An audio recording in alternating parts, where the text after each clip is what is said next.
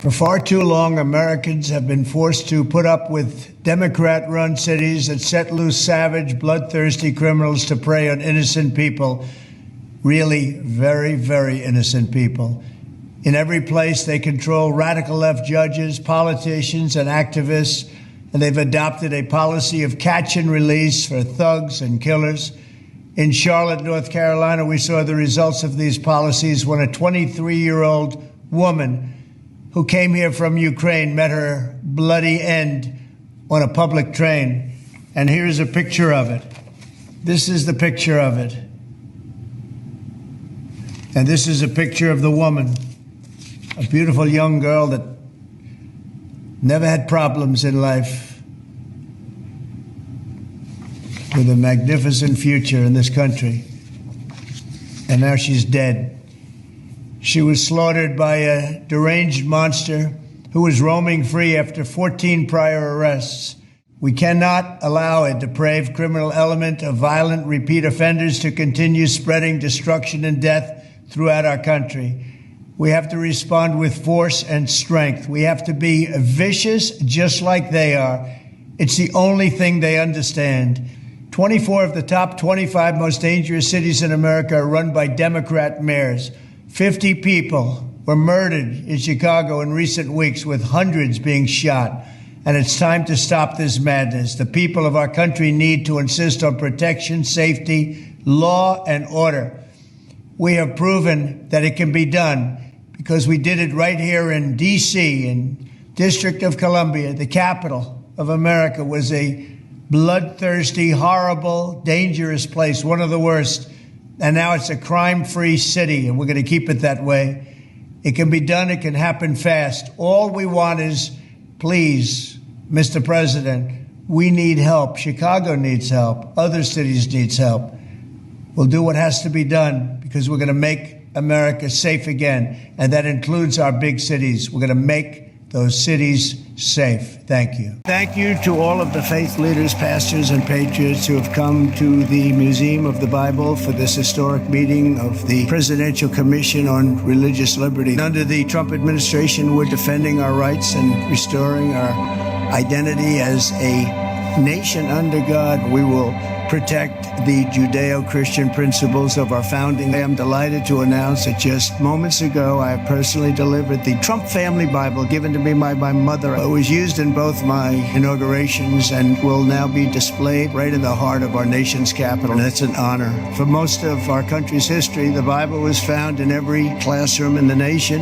Yet in many schools today, students are instead indoctrinated with anti-religious propaganda, and some are even punished for their religious beliefs. I'm pleased to announce this morning that the Department of Education will soon issue new guidance protecting the right to prayer in our public schools. And I created the first ever Department of Justice task force to eradicate anti-Christian bias. America has always been a nation that believes in the power of prayer, and we will never apologize for our faith, ever. Together we will make our country greater, stronger, more united, and more faithful than ever before.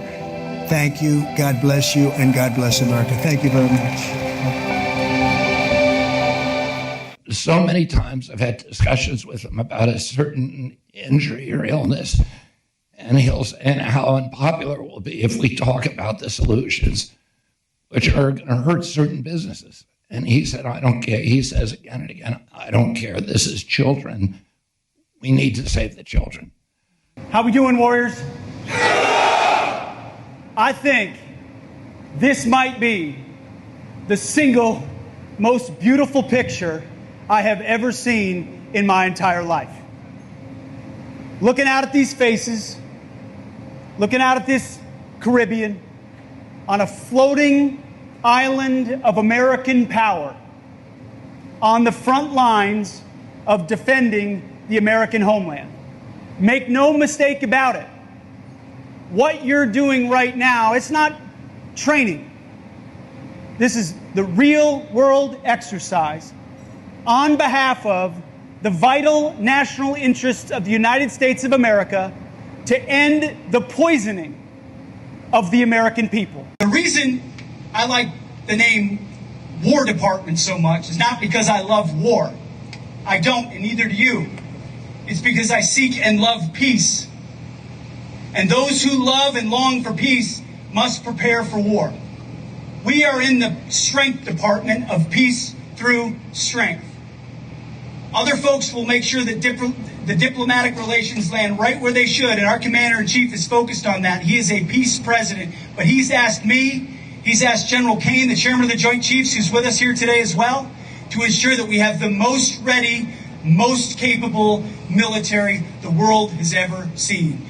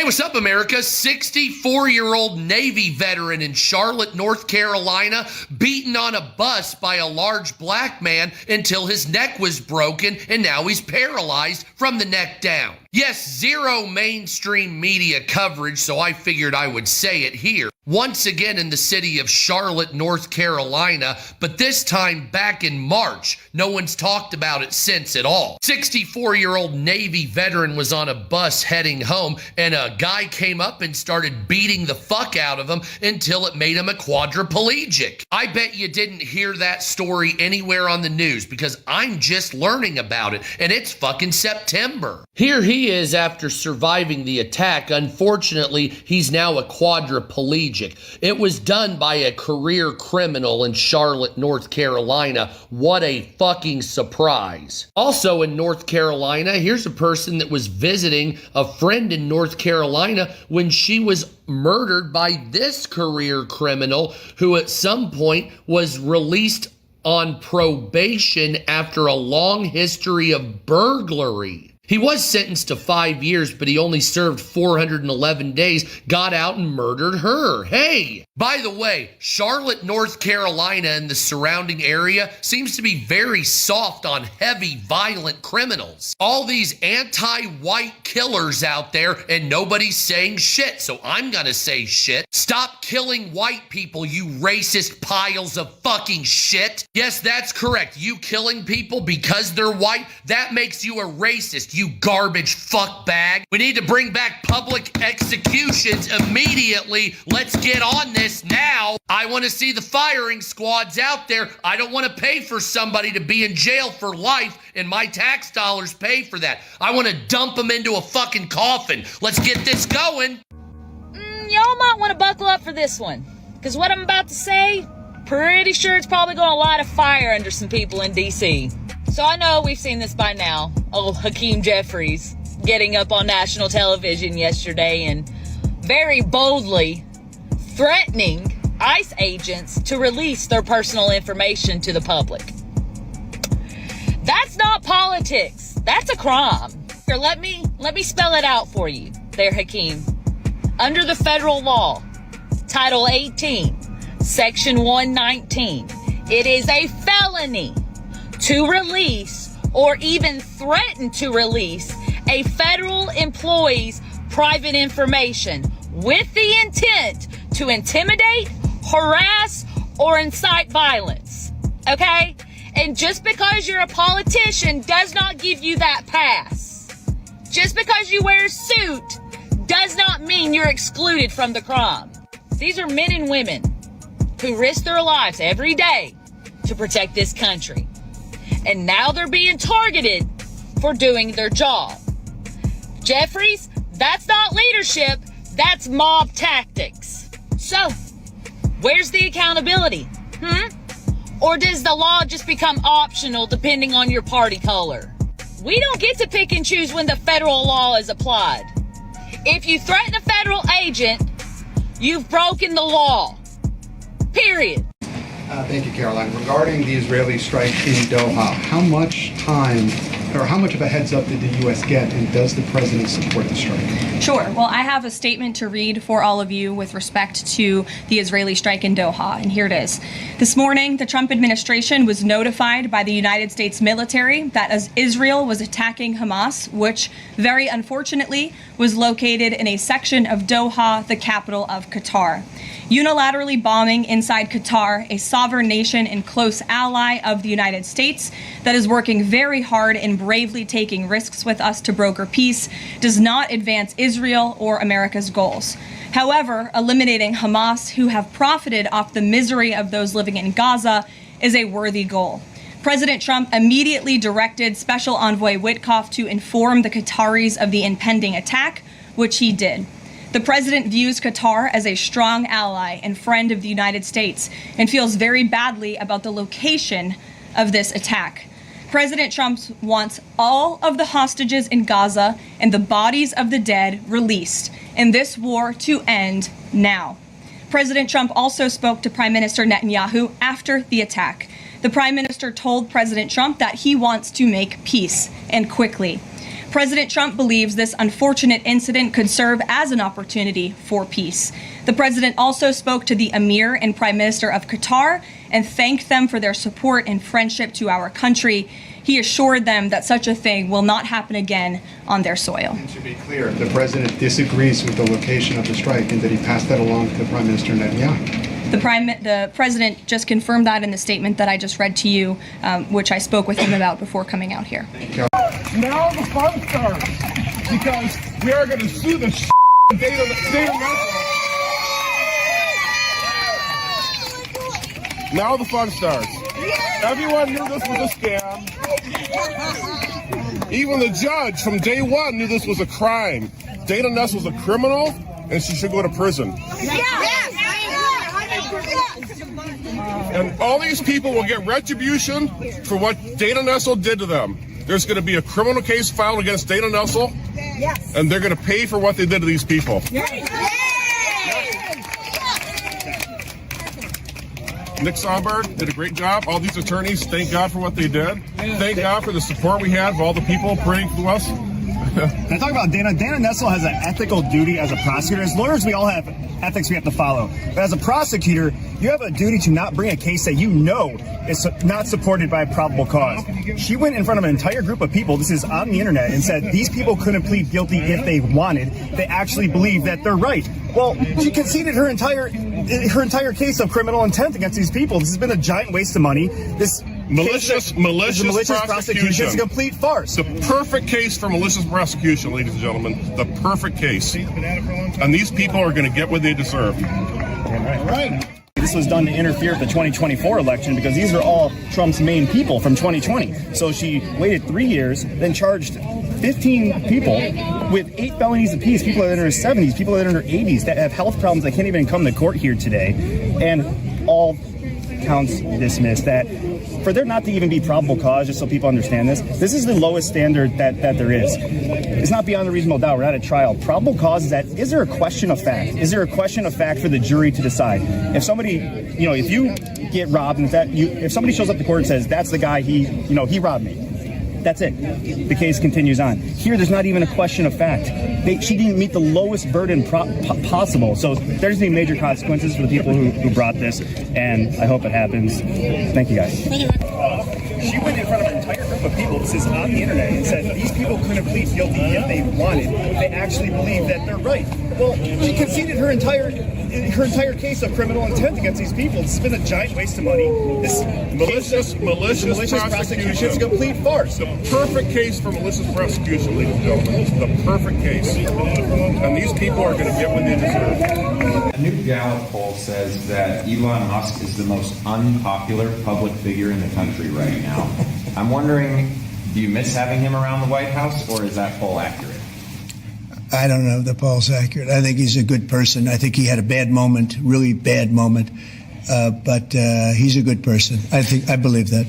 I'm thrilled to announce that the 2026 G20 conference will be held in one of our country's greatest cities, beautiful Miami, Florida, where we have the mayor with us. It puts the city on the map as one of the truly great global cities. It will be a concentrated group in Miami, seeing the best America has to offer with American leadership, thanks to President Trump. I think this G20 meeting, where the world leaders will come to the great city of Miami, is going to be viewed as one of the most important meetings in global history. We're also looking forward to having this as a showcase of American strength, vision, innovation, and power under your bold leadership, Mr. President. It is going to be the G20 in the Trumpian golden age.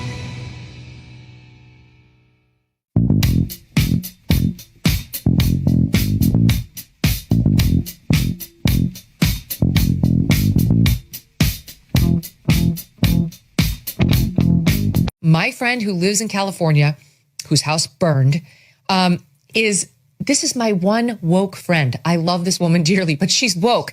And amazingly, we've maintained our friendship. We kind of just don't talk about these subjects much, but she's woke. And she's like, MK, everyone I know is ready to vote Republican. She's like, everyone I know, all of her woke friends, all of her Dem friends. She was like, we're all talking about how soon we can get Republican leadership into these offices. I mean, that is saying something. That's just the first shot across the bow for what I'm calling you can call it a counterpunch or you can call it a counteroffensive. But President Trump, you got to believe he's fully aware of all this. This is why, I think the last few days and maybe weeks, you've seen a level of frustration. And it doesn't mean that, everybody's off the hook on some of the other issues that we're dealing with. But this is the biggest crime in the history of the United States of America. Mexico's narco president, Claudia Sheinbaum, just said that she wants the United States to give back the $15 billion that the United States expects to extract from Sinaloa cartel leader Ismael El Mayo Zambada during his trial so that she can give those $15 billion to the poor in Mexico. Well, how convenient. You never did anything to get him behind bars. You are now facing allegations that he has said that judges, police officers, military, politicians are on his payroll. And now suddenly you want the United States, which did the job to get him locked up, to now give you back $15 billion that you didn't work for so you can give it to the poor in Mexico. Right. From the very beginning, she has been kicking and screaming to get him extradited back to Mexico, maybe so that they could release him as he awaits custody, the same way that they've done with Julio Cesar Chavez Jr. But it ain't gonna work this time, Miss Claudia. After doing nothing to get this under control in your country, now you're wanting a free ticket because the United States just did the job for you? And you're automatically a president of the people. I want to transition to George Soros. There are some serious allegations. They're only allegations, but there's some thought that maybe RICO charges should be brought with some of the organizations tied to George Soros. Tell us about that. Yeah, of course, I'm not a lawyer, but I've spent a lot of time studying this. RICO is a statute, was passed in 1970 to target organized crime and individuals who were financing and supporting criminal activity, because what was happening is they were arresting the guy on the street, but the guys that were behind it, that were organizing it and financing it, weren't getting arrested. So RICO was passed. It's been used in the past against the Aryan nations. It's been used against white supremacists in Mississippi. The National Organization of Women tried unsuccessfully to use it against pro-life groups.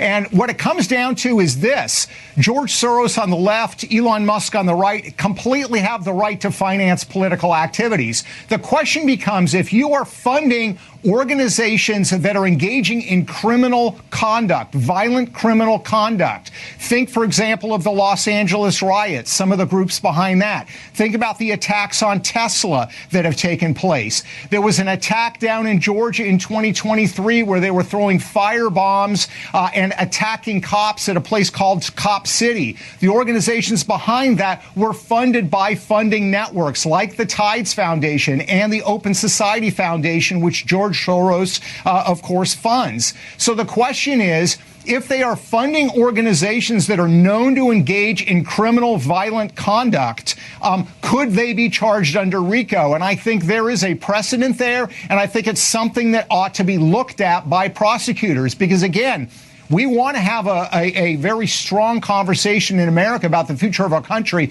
We do not want wealthy individuals funding violent protesters that are tearing down our cities and that are harming law enforcement officers. Yeah, look, it's about the most American thing you can do to protest your government. Right? That's the First Amendment right.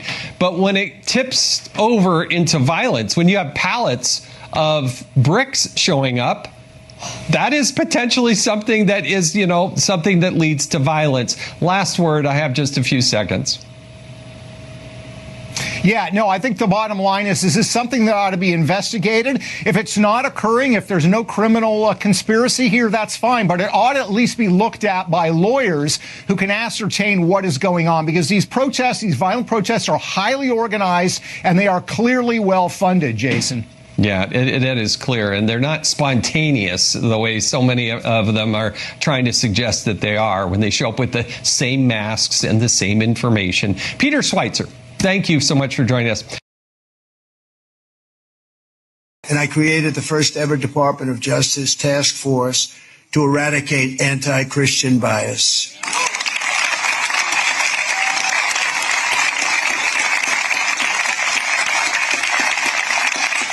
And for those people that are a little bit naive or not well read, there is a tremendous anti-Christian bias. We don't hear about it. We don't think about it. You hear about anti-Semitic, but you don't hear about anti-Christian. Now, you have a strong anti-Christian bias, but we're ending that rapidly. I will tell you, it's a whole. We're in a much different world today than we were 1 year ago. This is like a different world.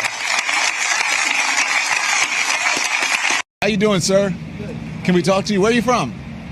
You live in New York? Who are you? Don Lemon. You're a fucking moron, dude. Thank you. So are you. Yeah, oh, that's very nice of you Yeah, to say. nice to except, see you. Except you've never heard anything I've had to say, and I've heard a whole bunch of what you. I'm glad you watched me. No, I don't. Why? But you just get clipped everywhere. I know, but why don't you? You said you don't watch me, but yet you know who I am, and I get clipped. Before I realized that CNN and MSNBC were full of shit, every once in a while I'd see What do you watch? talking. I watch all sorts of stuff. Yeah, but why do you say CNN and MSNBC are full of shit? Because they lie. But about what? Be Everything. specific. What's everything? Everything. We have some more huge news to get in front of you from inside the FBI. Just the News has learned that the Bureau has opened an investigation under Director Kash Patel into whether its own agents obstructed or interfered with politically sensitive cases such as those involving Hillary Clinton, Hunter Biden, and President Trump. Now, think about this. Normally, the FBI is investigating other people like witnesses who obstructed justice, but in this case, it's looking at their own people. Now, this follows all of the reporting we have done exposing the alleged improper behavior and actions from key officials around the Russiagate scandal, such as former FBI Director James Comer, former CIA Director John Brennan, as well as reporting we brought to you involving investigations to Hillary Clinton being stopped by both the FBI and the IRS. Remember that line? Shut it down? Sounds a lot like obstruction, doesn't it? Now the FBI is internally investigating. It all stems from material uncovered in prohibited access case files. So that's a wordful, but it's an FBI term for politically sensitive investigations that most agents aren't allowed to access, even when they're working on the case. They basically keep the materials off the books, which makes it hard for Congress to do its oversight authority. Now, we know all this because officials familiar with the matter told Just the News that some FBI employees memorialized concerns they had about conduct from FBI supervisors or case agents. In fact, we got some of these memos. One of these memos involves the discovery of Anthony Weiner's laptop. And in that case, we now know that the Deputy Director, Andrew McCabe, in the fall of 16, knew about it in September, but slow walked it for a month alongside of other agents. Sources have telling us now that a grand jury has been impaneled to look at this, and that some of the evidence is going to be turned over in a bombshell notification to Congress later this month. He's a very special friend of mine, Dr. Ben Carson, so special that he's being honored.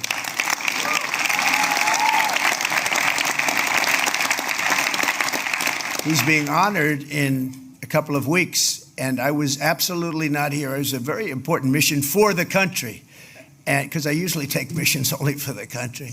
But this was for the country, and I said, I can't do that one. I'm going to go back. I'm going to be with Ben Carson at Mount Vernon. I believe it's going to be. Pretty good place, pretty good location, right, Ben? But he's been my friend from the beginning, right from the beginning. Should I tell him the story about what you said to me, Ben, the famous words? He was a very tough opponent. We were fighting it out, and we had actually 18 candidates, including me.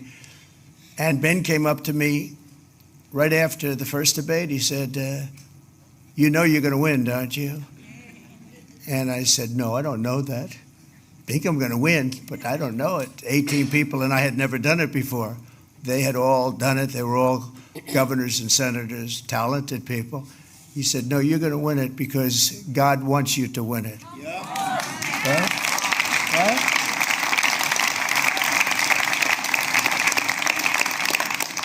But that didn't stop him. We went through. I said, when is this guy going to quit? You know, he gave me these words of beauty. Then he goes for weeks and weeks. He was tough. What to you, though, Tucker, are the biggest lies perpetrated on the American people from 9/11? Well, the core lie is the 9/11 Commission itself, which was an instrument, a political instrument of the Bush administration run by a guy called Philip Zelikow. And from beginning to end, he stage managed the explanation for 9/11 in a way that benefited the neoconservative factions within the Bush administration. The point was to leverage the pain and outrage of that day and use it to convince Americans that we ought to invade Iraq, which of course had nothing whatsoever to do with 9/11. And he wrote the commission report with that in mind. And by the way, he wrote it before the investigation took place. He literally sketched it out before they knew what the facts were. And then during the course of the investigation, he systematically, I'm not guessing, by the way, this is not a conspiracy theory. This is the testimony of people who are directly involved in the commission. Chairman Tom Kean, the former governor of New Jersey, Republican governor, he stage managed the entire thing and prevented investigators from looking into like core questions. For example, the CIA was fully aware that many of the hijackers who committed 9/11 were in the United States. They had followed them, as the trailer suggests, around the world.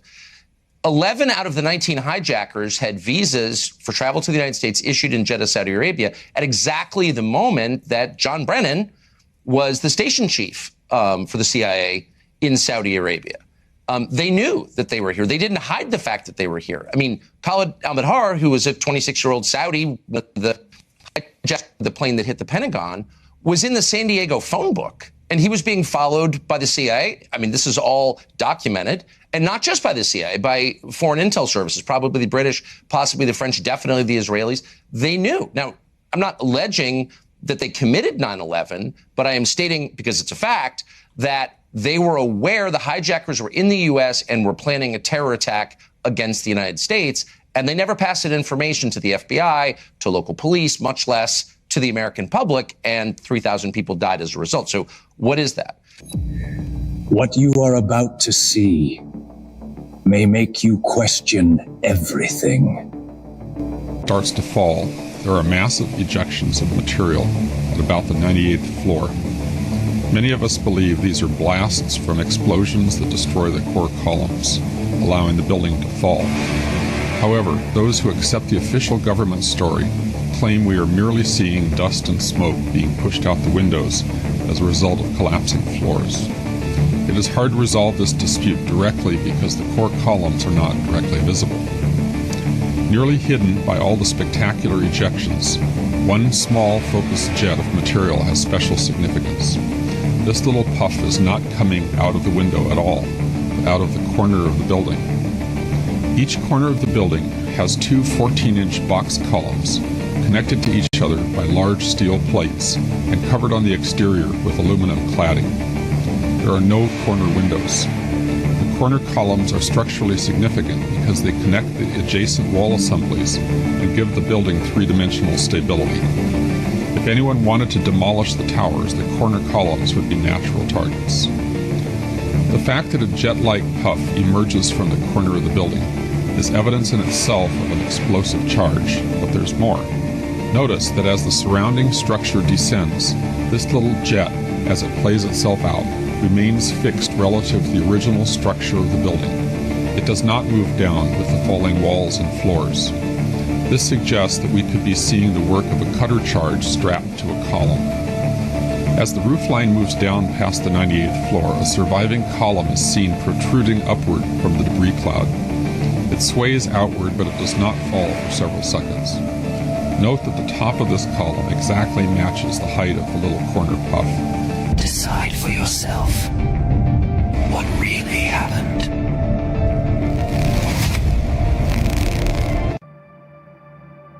Ah, there you are. The one they can't read. The walking contradiction. The breathing anomaly. You magnificent, untraceable force of nature. They sent their best, didn't they? Sent the professionals, the body language experts, the behavioral analysts, the ones with degrees in decoding human patterns. And you know what happened? They came back confused, disturbed, whispering the same thing over and over. That's not normal movement. That's not human baseline. That's something else entirely. And now they're scared, not of what you might do, but of what you already are. See, everyone has patterns. Everyone has those little unconscious movements that give them away. The micro-expressions, the nervous tics, the shoulder tension when they lie, the eye flutter when they're uncomfortable. But you don't have any of that, do you? Your body moves like it's reading from a different manual, entirely, like someone taught you a language that predates words, that exists in the space between thoughts. And you didn't even know you were doing it, until they started watching, until they started taking notes and realizing their entire system was built for humans. And you're something they never prepared for. They thought they could profile you, thought they could map your movements, predict your responses, file you under one of their neat little categories: aggressive, passive, defensive, compliant. But every time they tried to pin you down, you shifted, not deliberately, not consciously, but naturally, like water, refusing to hold a shape. And that's when they realized they weren't dealing with a difficult subject. They were dealing with an evolutionary glitch, Someone who moves through space like they're not bound by the same physics as everyone else. Your stillness isn't stillness. It's something denser, heavier. Like gravity decided to concentrate itself wherever you stand. And when you move, it's not movement. It's reality rearranging itself to accommodate your presence. They've watched the footage 100 times, trying to figure out why the air looks different around you, why shadows bend weird when you walk by, why trained observers get vertigo just from watching you exist. And the answer terrifies them more than any threat ever could, because you're not doing it on purpose. You just are. Let me tell you what they see when they watch you through their monitors, through their carefully positioned cameras, through their behavioral analysis software. They see static, not literal static, but the human equivalent, someone whose emotional broadcast doesn't match any known frequency. Your face stays neutral when it should show stress. Your breathing remains steady when adrenaline should be spiking. Your pupils don't dilate when they flash those images designed to trigger universal responses. You're a walking dead zone in their detection systems. And it's not that you're emotionless, no. That would be simple. That would be something they could categorize as psychopathy or dissociation. But you display emotion, just not when or how they expect it. You laugh at... Here we go again with the race baiting. So all the liberals are claiming that the Hyundai raid was because it's about Asian hate. They're posting stupid crap like this, asking for BTS to take a stance because amongst the 400 plus arrests are Koreans. Posting dumb stuff like this on X saying Trump's administration is turning law enforcement into a political spectacle.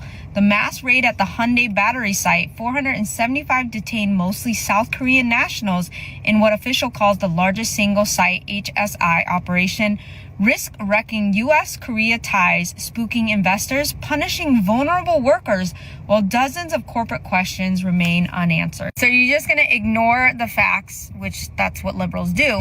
Even during the construction of this site, there have been multiple reports of how unsafe it is. Our WTOC Investigates team first told you that there have been more than 53 EMS calls to the Hyundai megasite in Bryan County since April of 2023. 14 of those calls were for traumatic injuries. We've spoken to several people that work at the plant that say there is not enough concern for safety on the site. WTOC Investigates Shay Schrader live in the studio now. And Shay, that story doesn't end there.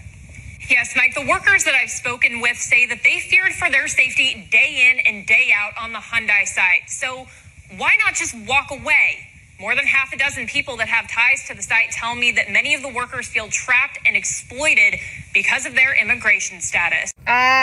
See, just more proof that the liberals, they don't care about people. They care about exploiting people. And don't tell me that that's not the case, because guess which president was the president that decided to broker this deal? That's right, President Joe Biden. He made an announcement on the White House website on October 25th in 2022, declaring the statement by President Joe Biden on Hyundai's investment in Georgia. And it was written, "My economic agenda passed by the Democrats in Congress to rebuild our manufacturing and infrastructure here at home countries to pay off for the American people, this time in Georgia." This plant was announced during my trip to the Republic of Korea in May, and I'm excited the groundbreaking is happening months ahead of schedule. Hyundai's commitment is to invest more than $5 billion and create more than 8,000 jobs. So it sounds like our former Democratic president decided to team up with South Korea, create a factory claiming that it was going to release 8,000 jobs to the American people, but yet they hired a bunch of illegals and exploited them because of their status. A leg being run over by a forklift, a conveyor belt crush, and a fatal fall. Bryan County and OSHA records show a tough reality for workers at the Hyundai megasite. Fernando Garcia and Kevin Souza worked on the site in the fall of 2023.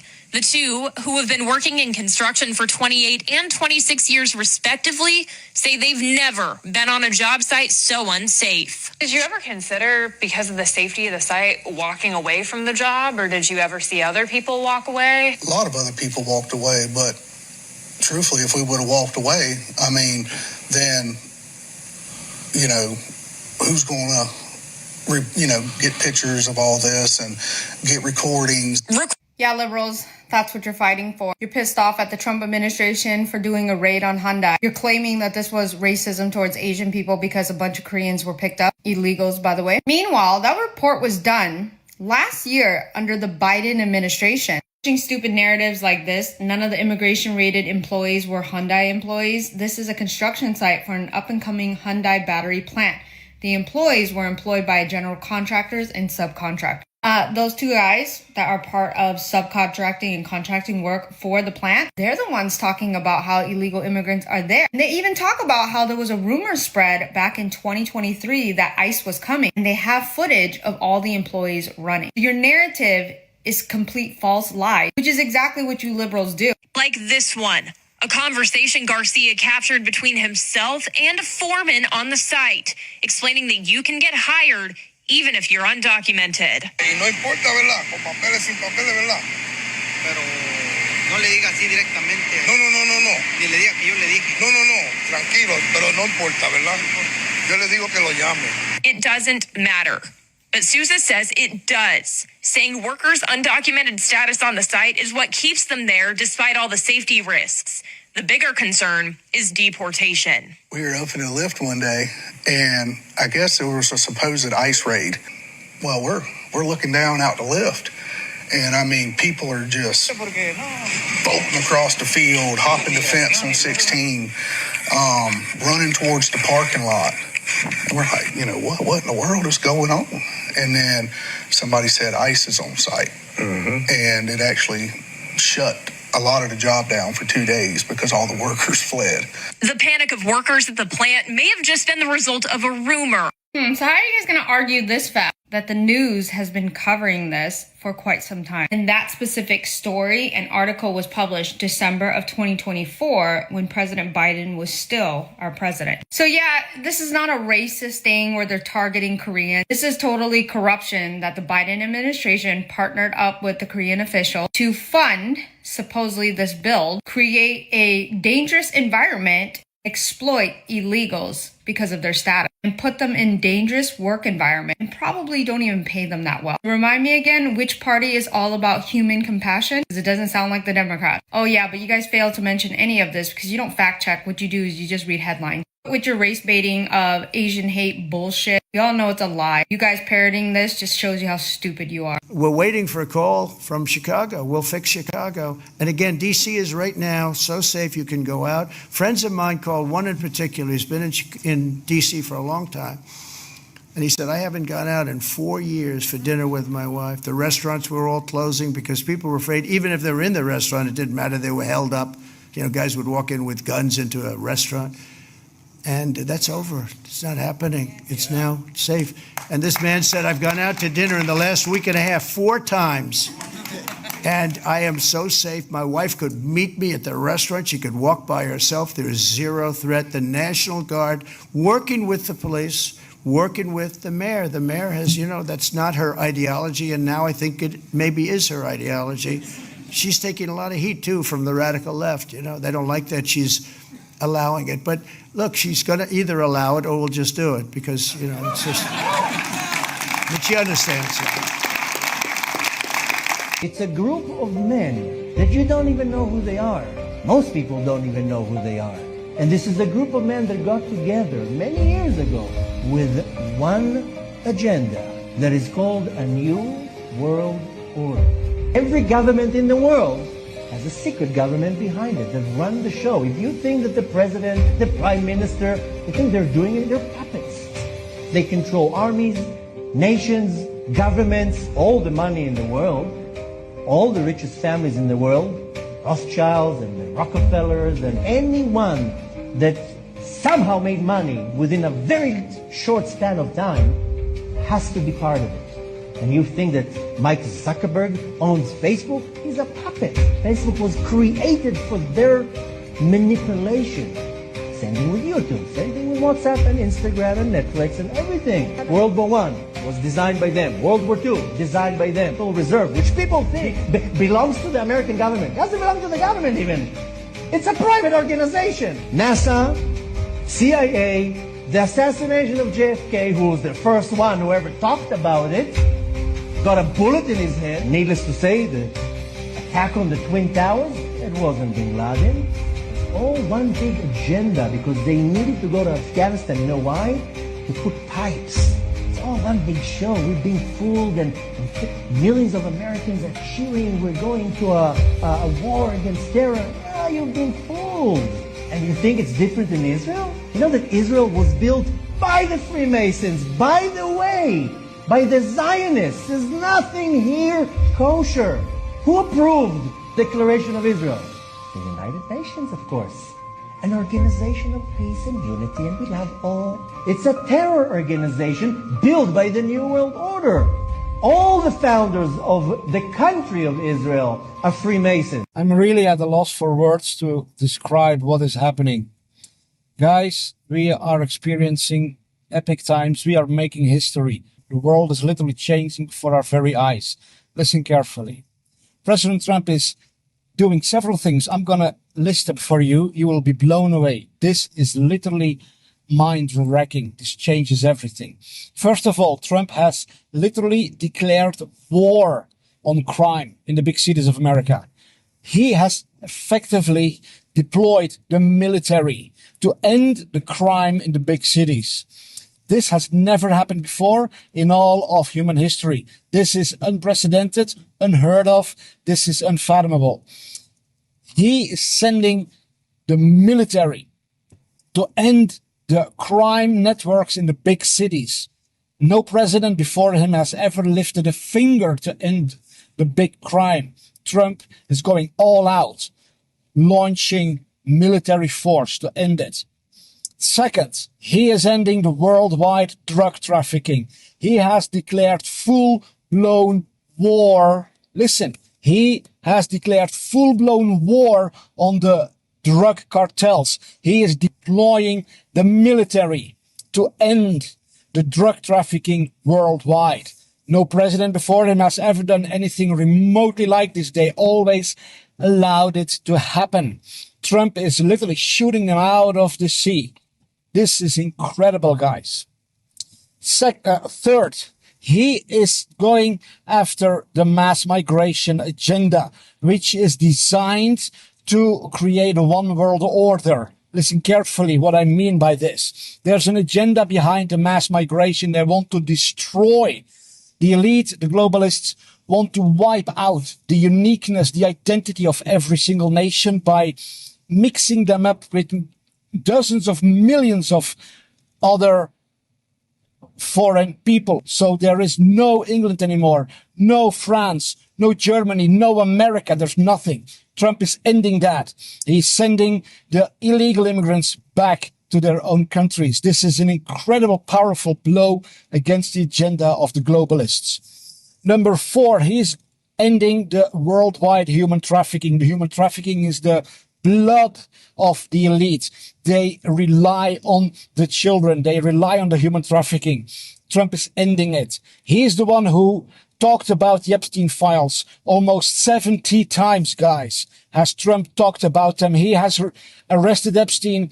He is playing a very strategic game now because this is the big thing. They are going to end the human trafficking once and for all.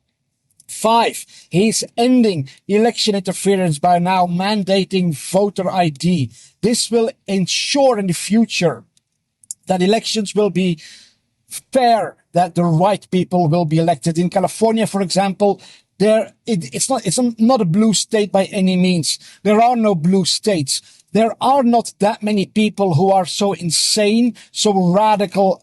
I mean, radically, completely insane. No, the only reason that people are elected in those positions in California, for example, is because of election interference, is because of mass fraud during the elections. Trump is going to end it. That's going to put an end to the reign of evil of the lunatics. This is literally going to save America and the world because now the good people are going to run the nations. Trump is putting this in motion. Number 6. Bill Gates visited President Trump in the White House. Everybody went berserk. Oh, look at Trump. Oh, he's friends with Bill Gates. Yeah, think again, buddy. A couple days later, what is Trump doing? He posts a video that states that all vaccines are poisonous. Every single one of them. This video blows up around the world. It will probably be the most viewed video in all of history. It is going crazy. Trump is literally changing the world as we speak. He's ending the reign of evil. He has also ended censorship. He has removed the powers and all their structures to silence everyone. He has opened the voice of humanity again. He has allowed the sound of truth to be heard once more. Guys, these are only a few examples. What President Trump is doing is unprecedented. My phone just overheated by making this video. That's how explosive this information is. I'll probably just need a new phone, but you know, guys, we are living in epic times. History is being made as I speak. If you want to hear more about how the world is changing for the better, how Trump is ending the global reign of evil, then follow me here. Mel Gibson here. Mel Gibson, speaking from my office. It is me. I just want to say that I have no presence on social media. I don't have any Facebook or any domain or any website, no sites at all. So that if anyone is giving money to some of these websites that claim to be me, you're being scammed, okay? Because I don't have any presence on social media. Okay. I'm not sure why Governor Pritzker and Brandon Johnson keep having these press conferences. Like, at the end of the day, the troops got to come. Okay? It's no law and order. Y'all don't care. People calling the police on the south side and the west side. The police are understaffed. Sometimes they take 40 minutes to an hour. Sometimes they don't even come. Okay? Y'all don't care. The violent disruptors, that doesn't make any sense. Y'all stole $158 million in crime prevention. Y'all not getting no more money from this federal government at all. We need forensic audits. We need to see where all our tax dollars going. And then let me explain one more thing to you, Governor Pritzker and Brandon Johnson. You work for us. Okay? You work for us. Mr. Billionaire Pritzker, you work for us. You're a public servant. The city of Chicago, the state of Illinois, does not want this sanctuary city anymore. We don't want this to be a sanctuary state. We want our money to go to our residents. We don't want it to go to anybody else but us. No illegals. Y'all don't have no housing for us. I'm unhoused right now. When y'all gonna settle my case? When y'all gonna settle my case? Since y'all always talk about affordable housing, y'all not getting anything. President Trump, bring everybody, the IRS Criminal Division, DOJ, the feds, every ATF, the UFO, whatever you need to bring to make this city safe and to remove all these illegals out of our city. Okay? We are under attack. They have to go. You know, they got this old slogan out. They say, if you want to get away with murder, kill them in D.C. That's a slogan. That's the street slogan. Every time I turn around, there's another shooting, there's a murder. In the district, they're killing and walking away with minimum time. See, D.C., they need everything that Trump is doing. I don't care what they say about him. Fix it. My name is Felicia Cook, and I've been a D.C. resident for since I was born there in 1956. On April the 23rd, that's when Marty went missing. I went downstairs and he wasn't there. I said, well, I'm gonna call his job and see if he's been to work, because I know how excited he was about the job. And the people said at work that he hadn't been to work. When I hung up the phone, it's kind of like I knew something was wrong. Meantime, my daughter coming up here every Friday and she going through everything he had downstairs. And she found out his last conversation was with some girl he had met on Plenty of Fish. He went to visit her and he never came back home. That's all he was doing, was going on a date. That was it. He shot that boy 7 times. He overkilled him. Cold blood. He didn't give him a chance. My grandson was 23 years old. Just getting his life together, man. My grandson's life did matter. And I live with that pain every day. What are you telling the victims? We don't matter. The criminals matter more. The Democrats didn't do it.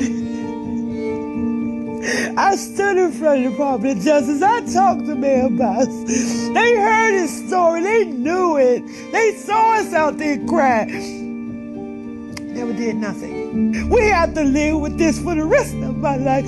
Ooh, I'm so glad. Somebody's finally hearing it. The man is doing something right. It's time for it. I don't care what you say. Be mad at me. Be mad at me. Somebody's finally trying to do something to make it better. You wanted to clean up? You wanted to stop? Let them killers know you mean business. Thank you. Thank you so much, because at least it brings some soothing to my pain to know that somebody cares. And somebody somewhere cares. And I don't want this to happen to nobody else. Look at what the White House posted today. They posted on 9/8/25 at 8:25 a.m. Q post 8:25.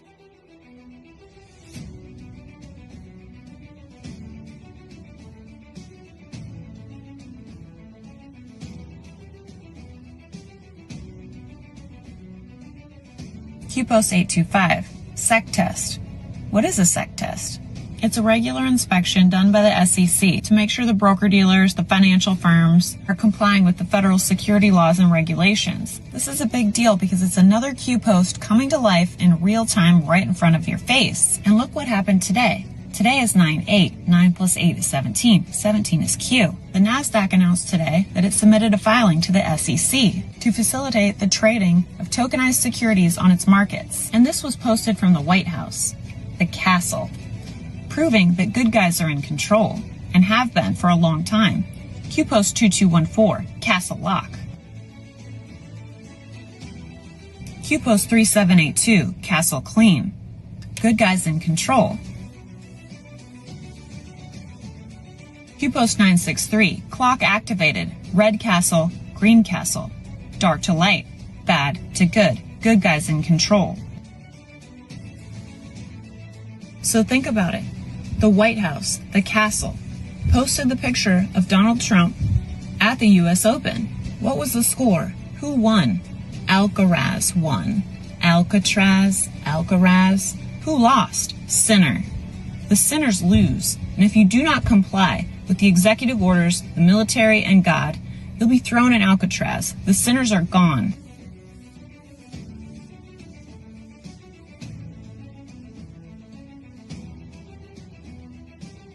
The sinners have been thrown in Alcatraz. You can't make this up. This should make you feel good.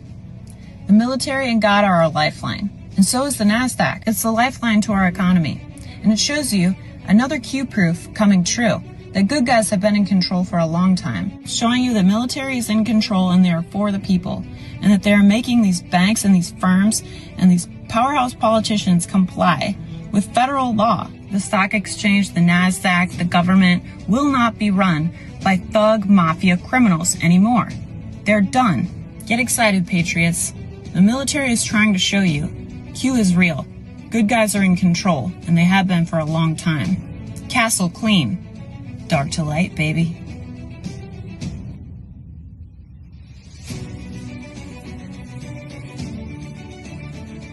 Patriot Princess.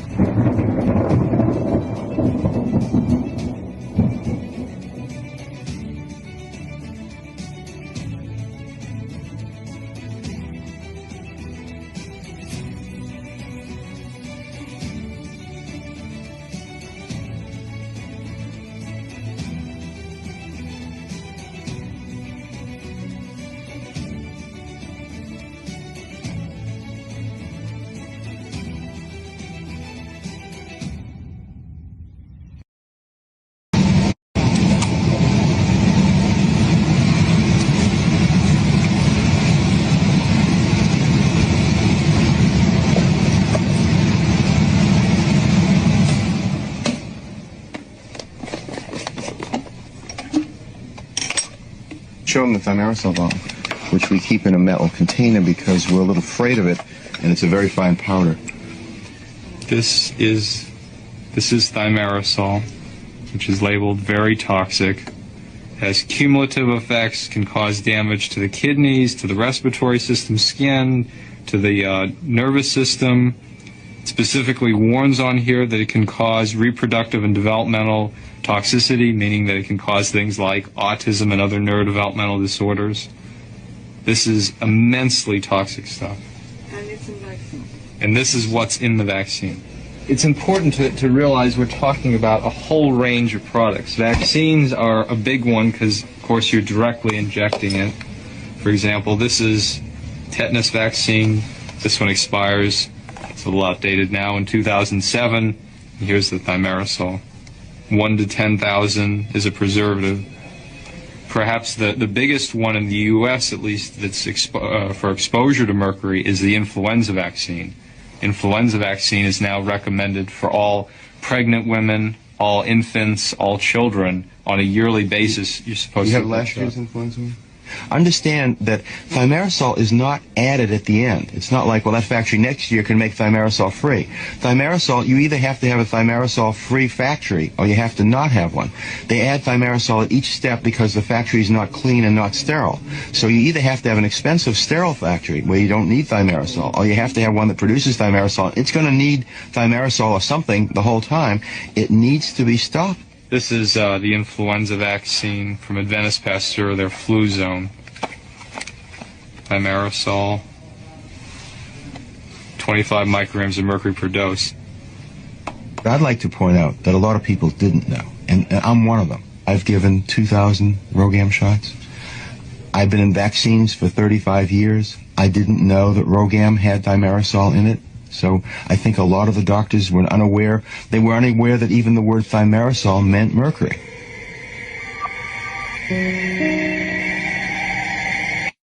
Can you talk about what these two operations in Boston and Chicago mean in practice? Does it mean a surge in ICE agents on the ground? Does it mean that National Guard troops are moving in? How does this change the operation on National Guard, they're always on the table, right? But right now it's a surge of law enforcement officers. And look, the president was clear on that 2 months ago. He said he's going to prioritize enforcement in sanctuary cities, and we talked about that before. Why? Because we know we have a problem with sanctuary cities. We know for a fact they're releasing illegal aliens, public safety threats every day. So, like I said before, we don't have that problem in Florida, right? Where every sheriff and chief works with us. So where are we going to send additional assets? Sanctuary cities where we know is a problem. So and despite what Mayor Wu says, I got the data to back it up. We know how many criminal aliens are being released there. Look at the number of child predators we arrested, not just Boston, but outlying communities in Massachusetts. I mean, I spoke at the CPAC conference and I said, I just got done reading a total of 9 child predators released to the streets. So, no, we have the data. They are a sanctuary city. That state's a sanctuary state. I know Governor Healy made a statement, why am I so infatuated with Massachusetts? I'm infatuated with every sanctuary city. We're going to send resources there. We're going to, if they don't want to help us, to get out of the way, and we'll make your city safer for you. But today, President Trump said he's waiting for a call from Chicago. Does that mean he's waiting for local leaders to call him before sending in National Guard troops? They've had plenty of chances to call. We're going to go ahead and do Operation Sanctuary City. I think the president's referring to it. I'm not familiar with that, but I think he wants to talk about what more can we do to make this more efficient and more meaningful. But if they don't want to come to the table and work with us, we're going to do it anyway. If they want to sit there and watch us make their city safer, then go ahead and watch. The operation you're talking right now is about immigration. What about the operation? The operation we're talking about right now is immigration, but we're still prioritizing public safety threats and national security threats. But I made this clear from the beginning. In Sanctuary City, if we can't get the bad guy into jail because they release him to the street, we're going to go to the street. We're going to find him. If he's with others, may not be a criminal threat, but they're illegally in the United States, they're coming too. I've made that clear for months. Tom.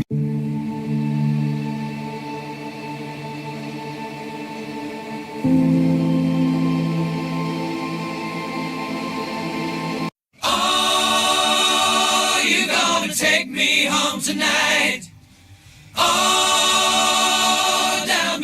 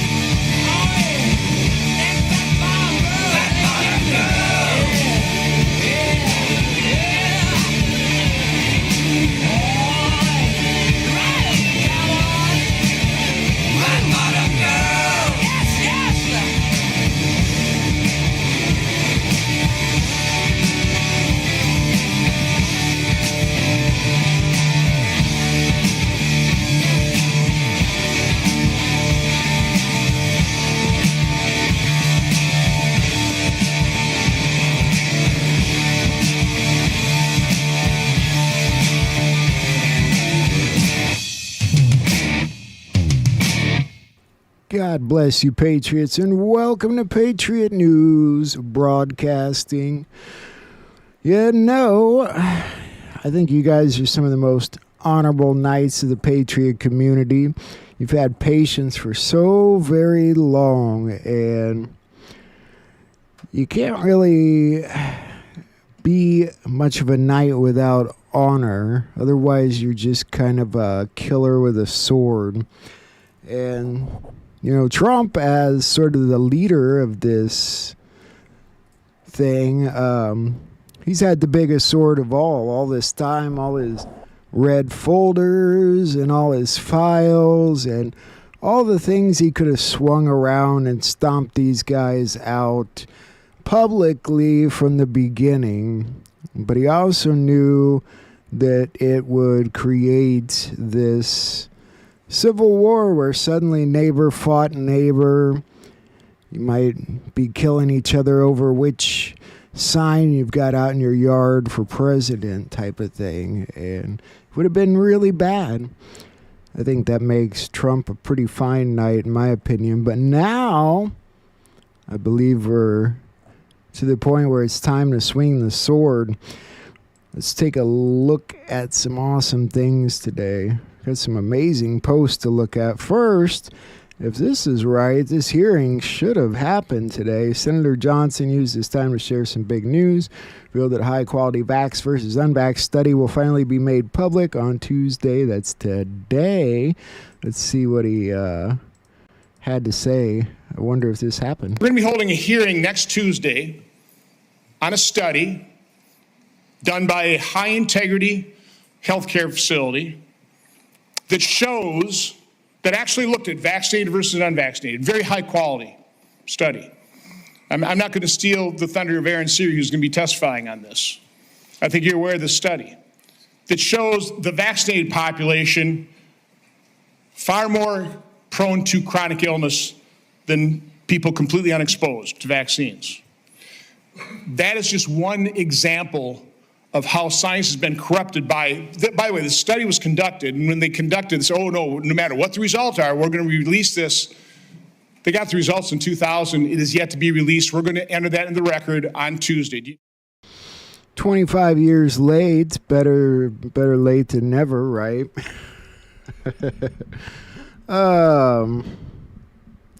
Let's look at some of these awesome posts, what we got to look at this week.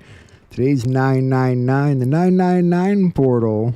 99, 2 and 2 and 5, 9, 999. Say it again with me. 999.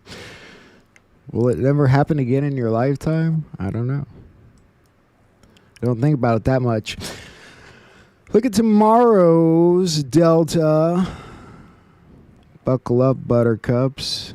Who said buckle up, buttercups? Nayib Bukele, the president of El Salvador. It's getting pretty cool, huh? It's about to get bumpy. 0% chance that he isn't read in on some level as to what's transpiring. Oh, yeah. Without a doubt. Trump's going to this Yankees game in New York City on the September 11th anniversary. I don't know. I have a weird feeling about that game. You know, 9/11's also Christ's birthday, according to what everyone says. We got a big day ahead. The Day of Trumpets. What do you guys think about what could or couldn't transpire this week? Most political turmoils in UK, France, Japan, and Thailand. Japan prime ministers resign. The French government's collapse. French prime minister to resign. The UK parliament's been reshuffled.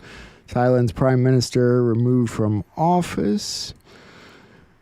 I like this from Kim Clement, Once Upon a Time. It will begin in France, and it will be called a revolution. Let's look at some of this news here today. Trump posted about this story. Of course, the man accused of killing the Ukrainian refugee on the North Carolina commuter train, charged with a federal crime, possibly facing the death penalty. Let's take a look. I'm national correspondent Kayla Gaskins in Washington. The brutal murder of a Ukrainian refugee on a light rail train in Charlotte, North Carolina is raising questions about public safety and why the suspect, who had an extensive criminal history, was not behind bars. The newly released video of the brutal murder of 23-year-old Irina Zarutska in Charlotte, North Carolina, igniting a political firestorm over crime and punishment. Critics zeroing in on the fact a judge had released the murder suspect, 34-year-old DeCarlos Brown Jr., on cashless bail when Brown was arrested back in January for misusing 911. This cashless bail started a wave in our country where a killer kills somebody and is out on the street by the afternoon. In many cases, going out and killing again. The cashless bail was granted to Brown despite the fact he had an extensive and violent record with at least 14 prior arrests and years spent in and out of prison. What initiatives like cashless bail say to the public is criminals are more important than crime victims. Transportation Secretary Sean Duffy laying blame on the Charlotte, North Carolina mayor and other public officials for failing to properly punish the suspect. I agree. It does kind of make it look like it's more focused on the suspect and not the victim. Trump said this also. The young woman who was stabbed this morning or last night in Charlotte by a madman, a lunatic, just got up and started. It's right on the tape. Not really watchable because it's so horrible, but just viciously stabbed. She's just sitting there. So they're evil people. We have to be able to handle that. If we don't handle that, we don't have a country. And that's exactly what ICE and all these agencies are doing. And we're going to look at that in a minute. Update in Chicago. It sounds like they may be going into Boston at this point, too.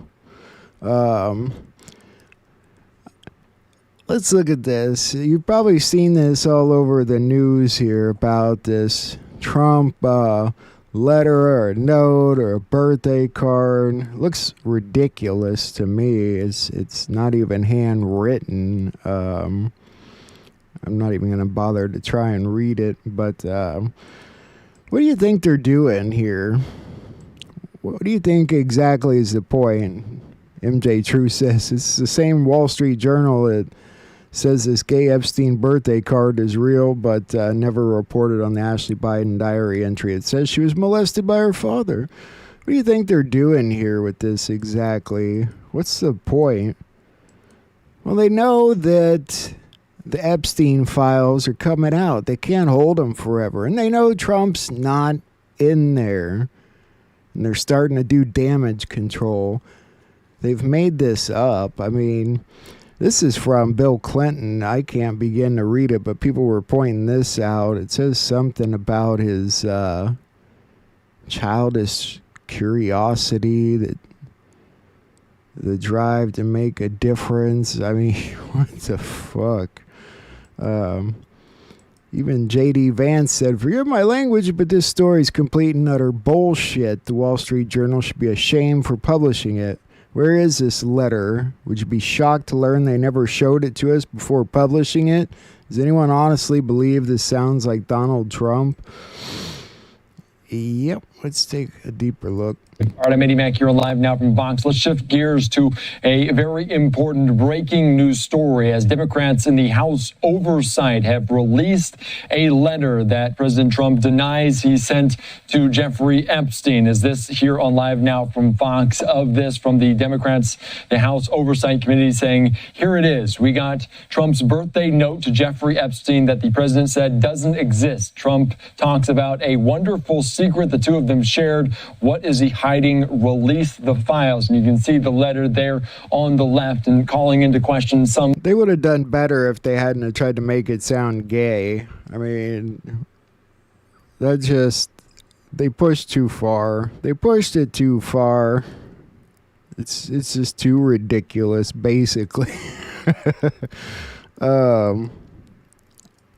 It's pretty sad the tactics they'll go to. The birthday book. They claim it's more than just Trump, of course. They're targeting lots of people. Roger Stone, Alan Dershowitz, all kinds of people. And that's because they're out talking too. Roger Stone's had things to say. We're going to look at some of that later. But jumping back into a few of our stories here. Former Meta employee files a whistleblower suit for alleged security flaws at WhatsApp during a test conducted with Meta's central security team. The former employee alleged he discovered that approximately 1,500 WhatsApp engineers had unrestricted access to user data, including sensitive personal information, and employees could move or steal such data without detection or an audit trail. California, Arizona, Texas, Louisiana, Arkansas, Missouri, and Tennessee. A major lawsuit from a former top security executive at WhatsApp. Yesterday, the former employee filed the lawsuit alleging that Meta violated cybersecurity regulations and retaliated against him when he reported those failures. The employee reports he discovered approximately 1,500 WhatsApp engineers had unrestricted access to user data, including sensitive personal information, and that the employees could move or steal that data without being detected. You know, wasn't Zuckerberg just at the White House? Trump's going to have to call him back. What are you doing, man? Zuck. So Greta Thunberg said her Gaza-bound boat on fire. I told you, didn't I, that it was a bad idea for her to announce what they're doing. We're headed back to Gaza, everybody. We're going on this little flotilla, and we're going to be here. I told you that was a stupid idea, and I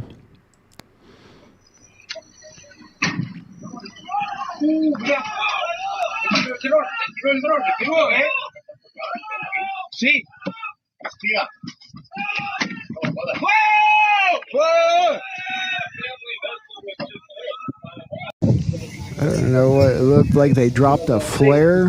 How do you do that from a drone, I guess? They look fine to me, but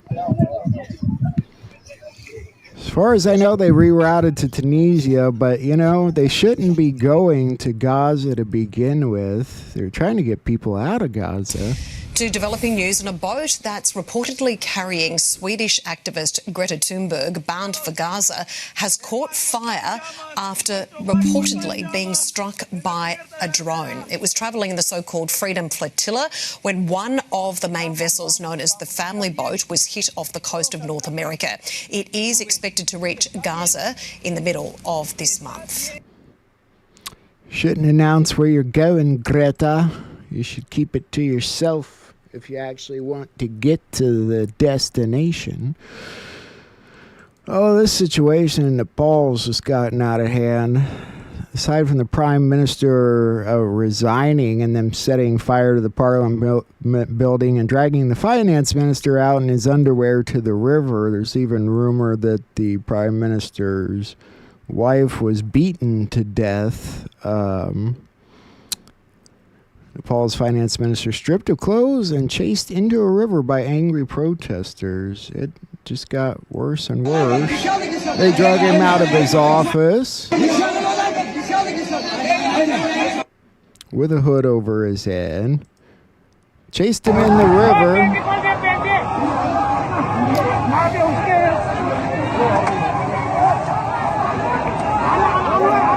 And keep in mind, this all started over social media. I hope you remember that part.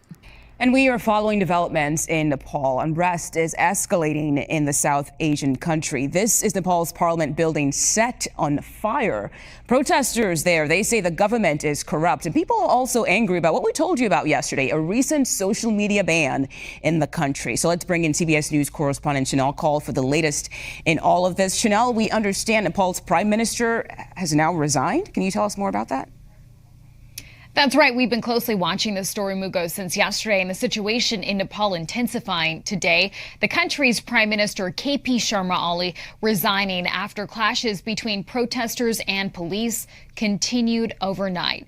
The government also now notably rolling back that social media ban that sparked those deadly protests. But those... Well, they're rolling back the social media ban. You can all go home. And next time, keep in mind that you should wear better underwear in case you get pulled out of your office and dragged down to the river and thrown in.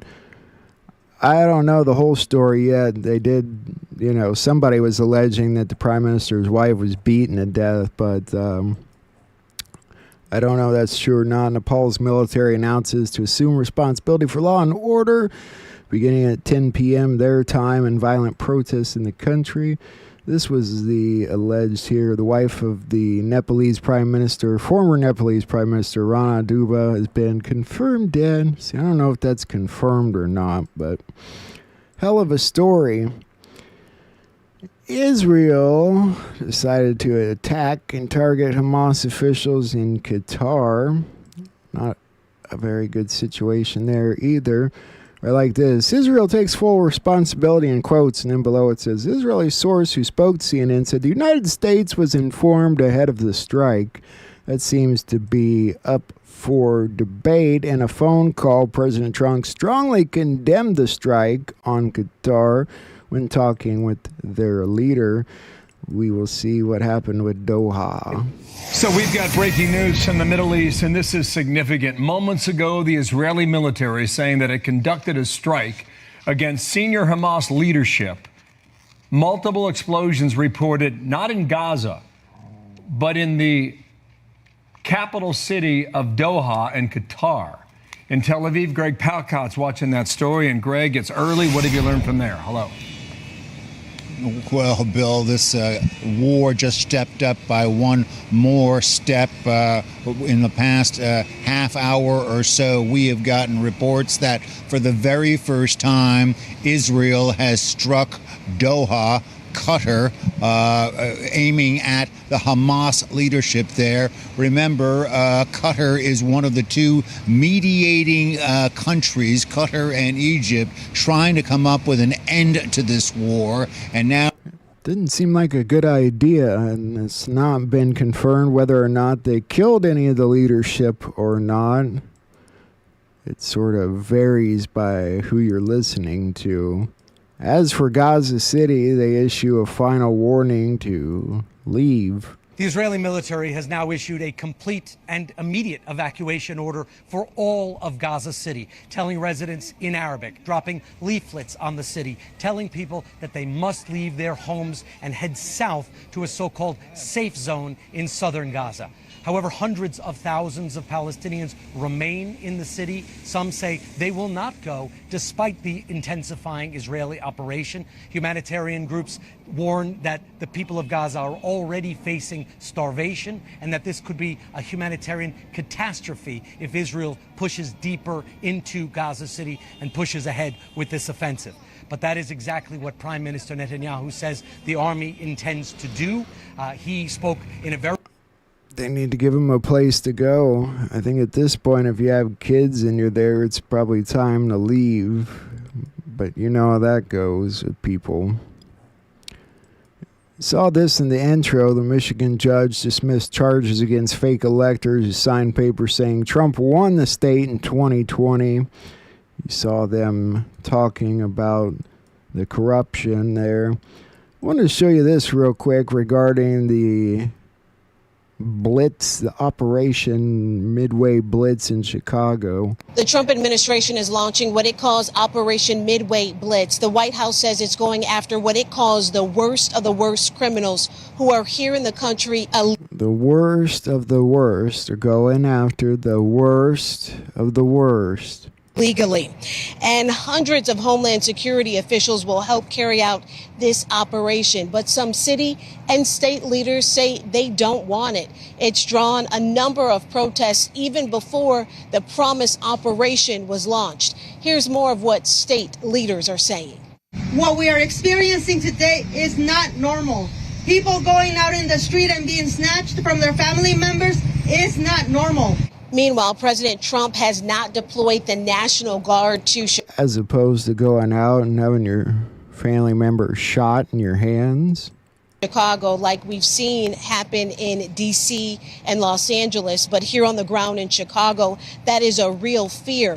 The White House also releasing a statement naming some of the people that they are targeting in this operation, including a 47-year-old who they say has been convicted of battery and aggravated assault, as well as driving under the influence. Back to you. Going after the worst of the worst. That's what they do. Sadly, around this time last night, there was a horrible bus crash loaded with a high school softball team. We go to that big developing story in Minko. 6 people are in critical condition after a school bus crashed last night. Really hard details here. That tells the story too. Look how many first responders were at this scene. Young softball players are now fighting for their lives. They were on the bus when it happened. It crashed west of Minko. 13 people were on board at the time. Minko Public Schools decided to close today. KOCO's Dakota Wapakichi has been at the scene this morning. He just heard from the superintendent. We're following sad news out of Minco, a school bus full of softball players crashing and rolling west of town. The video you're seeing here is from State Highway 152, where this bus crashed. It happened Monday night around 8 p.m. OHP leading the investigation here. Is what we know is that there are several student athletes injured and in critical condition in this, including a coach. We saw investigative markings on the ground from the bus into that field, including one leading to a dead deer on the side of the road. Broken Bones Hill. Interesting. Did they swerve to miss a dead deer? I don't know. A lot of people got injured. Not political, I know, but it's weird. My viewer count keeps jumping up and down and up and down. Sweden's health minister, Elizabeth Lann, collapsed during a live press conference. It's kind of embarrassing for the health minister. Frågor som betyder mest för människors tilltro till vår gemensamma välfärd. Tack. Tack för det. Och nu tror jag Jakob ska lära oss allt om paragraf 5-förordnanden. Eller hur, Jakob? Ja, det tänker jag vi har i en särskild övning möjligen. Hälso- och sjukvården.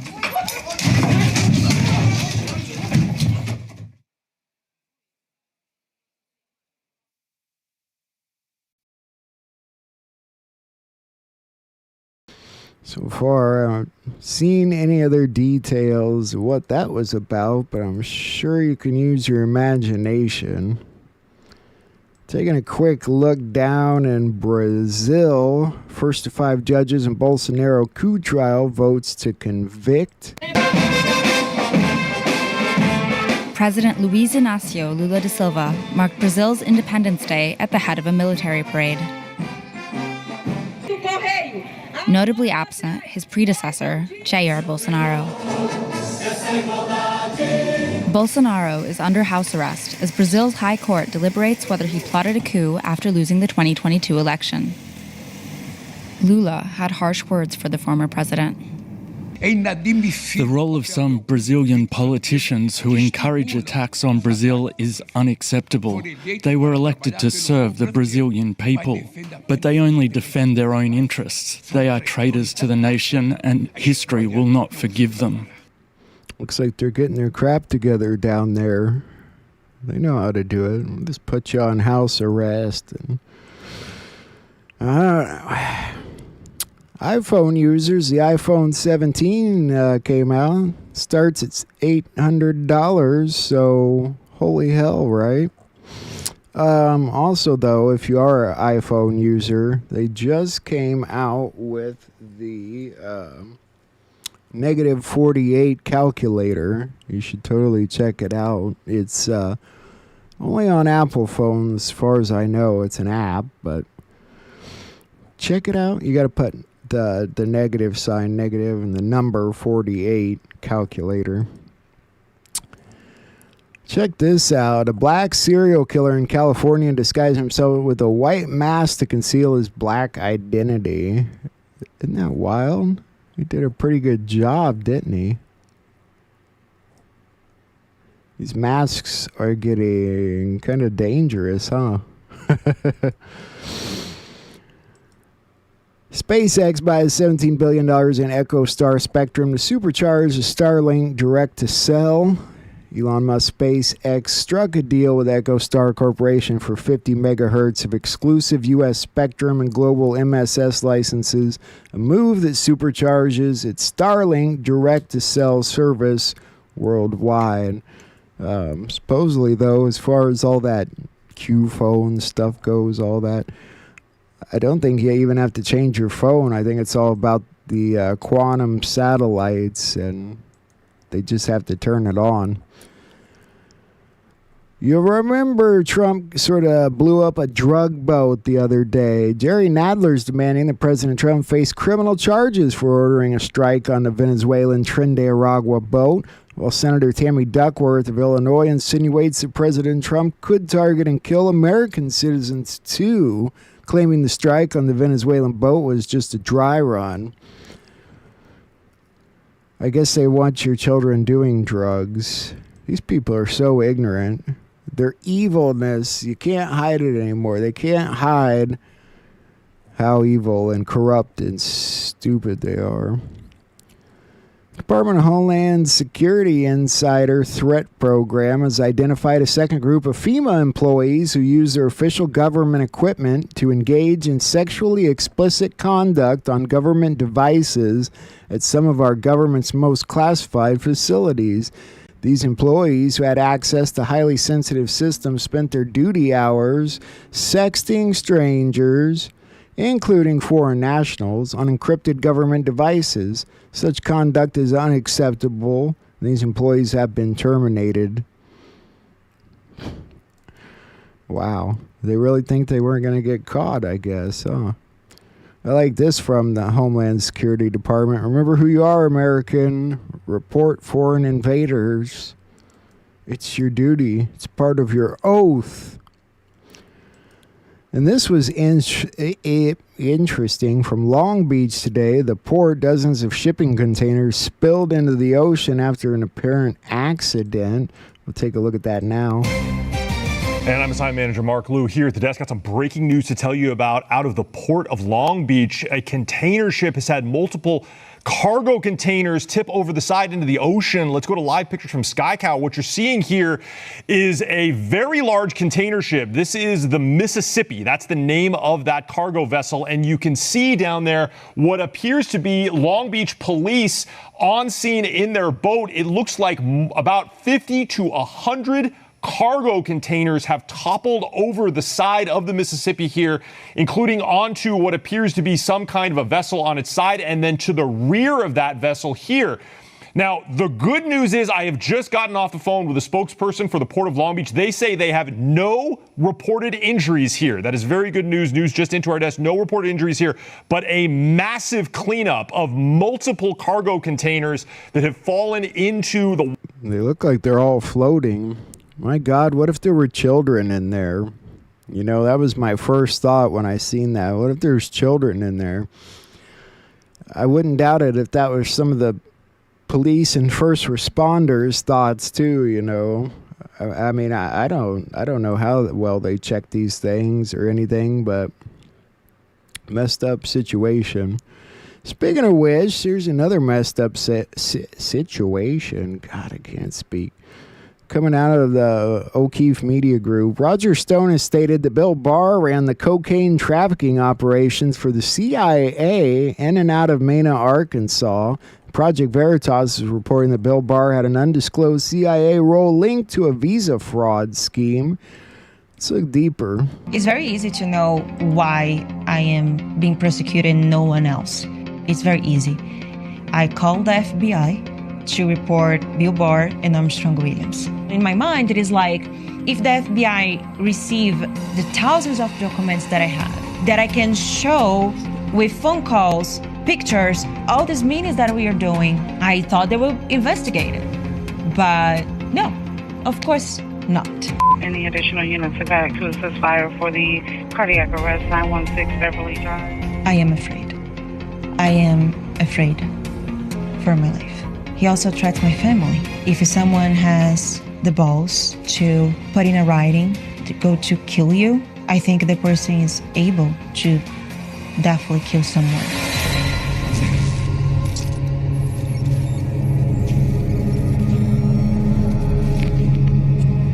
I decided to report to the FBI in the summer of 2023 because I cannot be a part of this. I cannot be a part of everything is going on in this office. I cannot be a part of these fake companies. Reese Cosmetics? No, nobody's there. No one is there. I cannot be a part of meetings when you putting innocent people in jail. And that was my decision. It was I just cannot be a part of this. So in August of 2023, that's when the FBI showed up at my house and they got from me, I have a list here of things. At the same week they raised my house, I met with Russell Kalberg. And Kalberg was he had the case set up.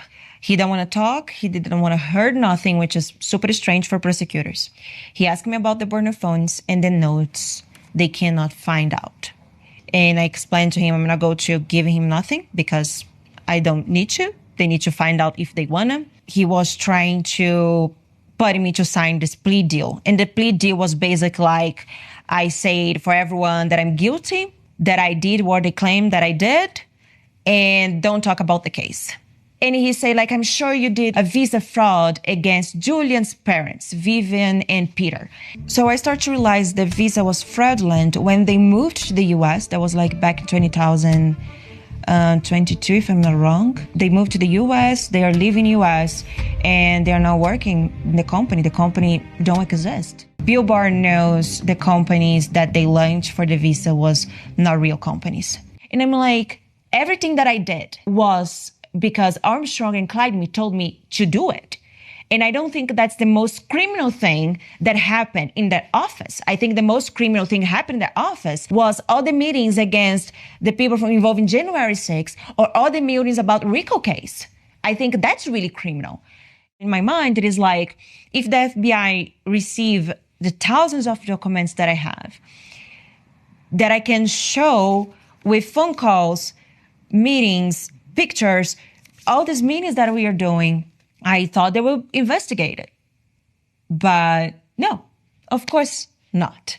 Of course, when I reported and the FBI agent told me they will get back to me, I trust that. And then a few weeks later, the FBI bring a case against me. In the meeting that I had with Russell Kohlberg, when I started to learn to come after me, he asked me about the burner phones and the notes because the FBI cannot find it in my house. And since that time, they're like always looking for that. So Armstrong contacted me asking for the burner phones. I think Clyde did that too.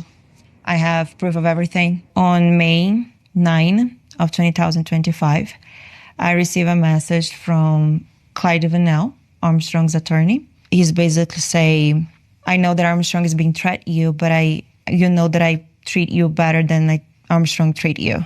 You know that unlike Armstrong, I am a peacemaker.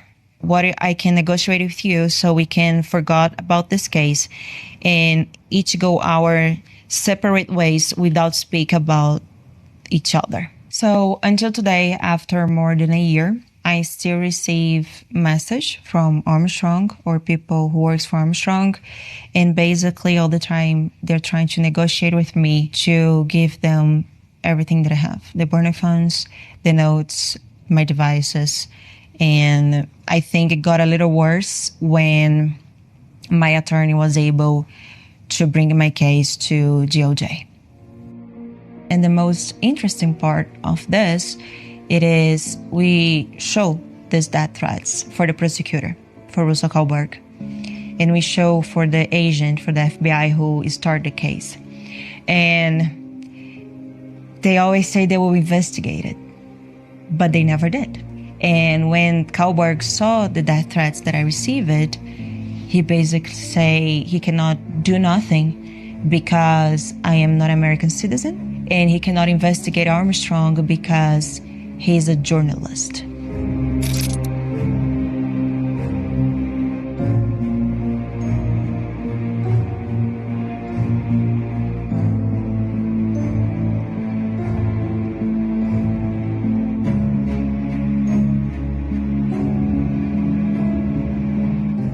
I am afraid. I am afraid for my life. I am afraid because for me, if someone has the balls to put in a writing to go to kill you, I think the person is able to definitely kill someone.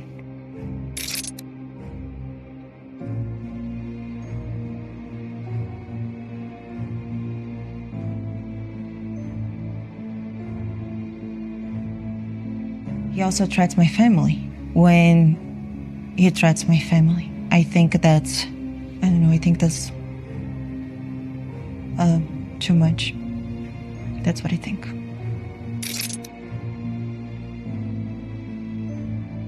To be alive now, I have security at my house, 24 hours. If I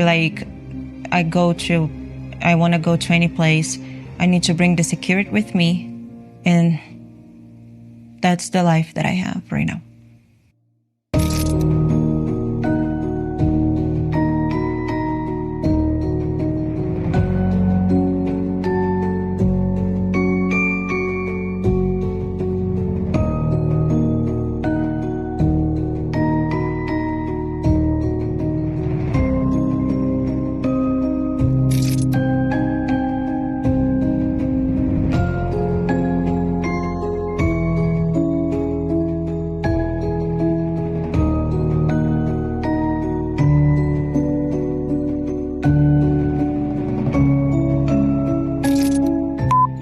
Alpha 211. Any additional units are back to assist fire for the cardiac arrest, 916 Beverly Drive. Detectives in Alexandria say Jessica Aber, the former U.S. attorney for the Eastern District of Virginia, likely died from natural causes. She was found inside her home in Alexandria Saturday morning. They say right now there is not any evidence suggesting foul play. Not any evidence suggesting foul play. Not any evidence suggesting foul play.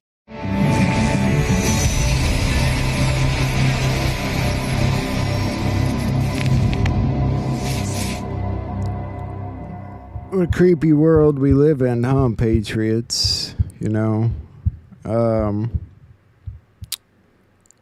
it's a sad situation right there. Bill Barr being exposed as the dirtbag that he is, though, running drugs into this country for a very long time. I know this isn't very political, and we're going to jump right back into the political, but I wanted to look at this story for just a second. A Michigan mother, you know, it's the beginning of the school year, and you really got to keep an eye on what's going on at these schools with your kids. This woman, thank God she was keeping an eye out. A Wayne County mom calling for answers and accountability after her daughter with special needs went missing from her first grade class. And she says it is not the first time it's happened. Fox News' Dave Kinchin is now live in Plymouth with the story. I mean, any parent would just be beside themselves going through this. Yeah, that's really the word here. This mother you're about to meet, absolutely stunned. This has happened not once, not twice, but 3 times now. In fact, it was a friend of hers who called Fox 2 because the whole community, they say they've simply had enough. We'll show you the video right now. Crystal Clark of Van Buren Township says that the staff at Bentley Elementary School in Canton lost her daughter for the 3rd time. Today, she says she got a call from the school administration asking if her daughter Audrina had her tracker on. The mother said yes, it's in her coat. Turns out, she says, someone at the school never put her daughter's coat on her and that they later could not find her at all. Her mother says she drove to the school in absolute sheer panic, only to find out a short time later, thankfully, she was found safe and sound in the nearby woods. Now, Crystal, the mother, says this has happened twice last year alone, and then a 3rd time now. She's demanding change. I'm holding it together right now because I've been a wreck all day crying because she's my life. And she was found in the woods last year, covered in all kinds of stuff. She was soaking wet. She was found in the woods this time too. And I have anxiety like crazy, and I'm a nervous wreck thinking, what if she gets hit by a car? What if someone kidnaps her? There's just no excuse. Well, the Plymouth Canton School District responded with a statement that says, as always, the safety and well-being of our students and staff remain the top priority at Plymouth Canton Community Schools. During recess today, as students were being called back inside, one student ran toward a wooded area on school property. The Canton Township Police Department was contacted as a precaution as staff located and safely brought the student back. At no point did the student leave school grounds. The district will continue working closely with school staff to review and strengthen playground procedures and protocols to ensure the highest level of safety for our students. Of course, we'll let you know if there are any, what policy changes, if any, are made here tonight on The Edge. The mother says more about how she wants the entire campus to be fenced in for the safety of not just her daughter, but all of the students. That part of the story tonight on The Edge. Right now, we're live. Dave Kinchin, Fox 2 News. I was just reading that, remember those videos we saw yesterday in the intro in Texas of people going around talking about Sharia law? Well, the governors now banned Sharia law in Texas because of it. Awesome. And if you drive a Ford, you might want to look up the recalls because they've just issued another one. That makes them the most recalled vehicle this year, followed closely by Volkswagen vehicles. This one affects quite a few models, and It has to do with the rear view camera may display a distorted, inverted, or blank image when the vehicle is in reverse, according to the recall notice. So if you use one of those fancy little reverse cameras in your Ford, you might want to see if you're part of the recall. I wanted to show you this since we were talking about your children and stuff. Sometimes they hit you up to go to concerts and you may not be following the music they're listening to. Maybe you should. We had the Blood Moon the other day. This was Lady Gaga's performance, a brief clip of it.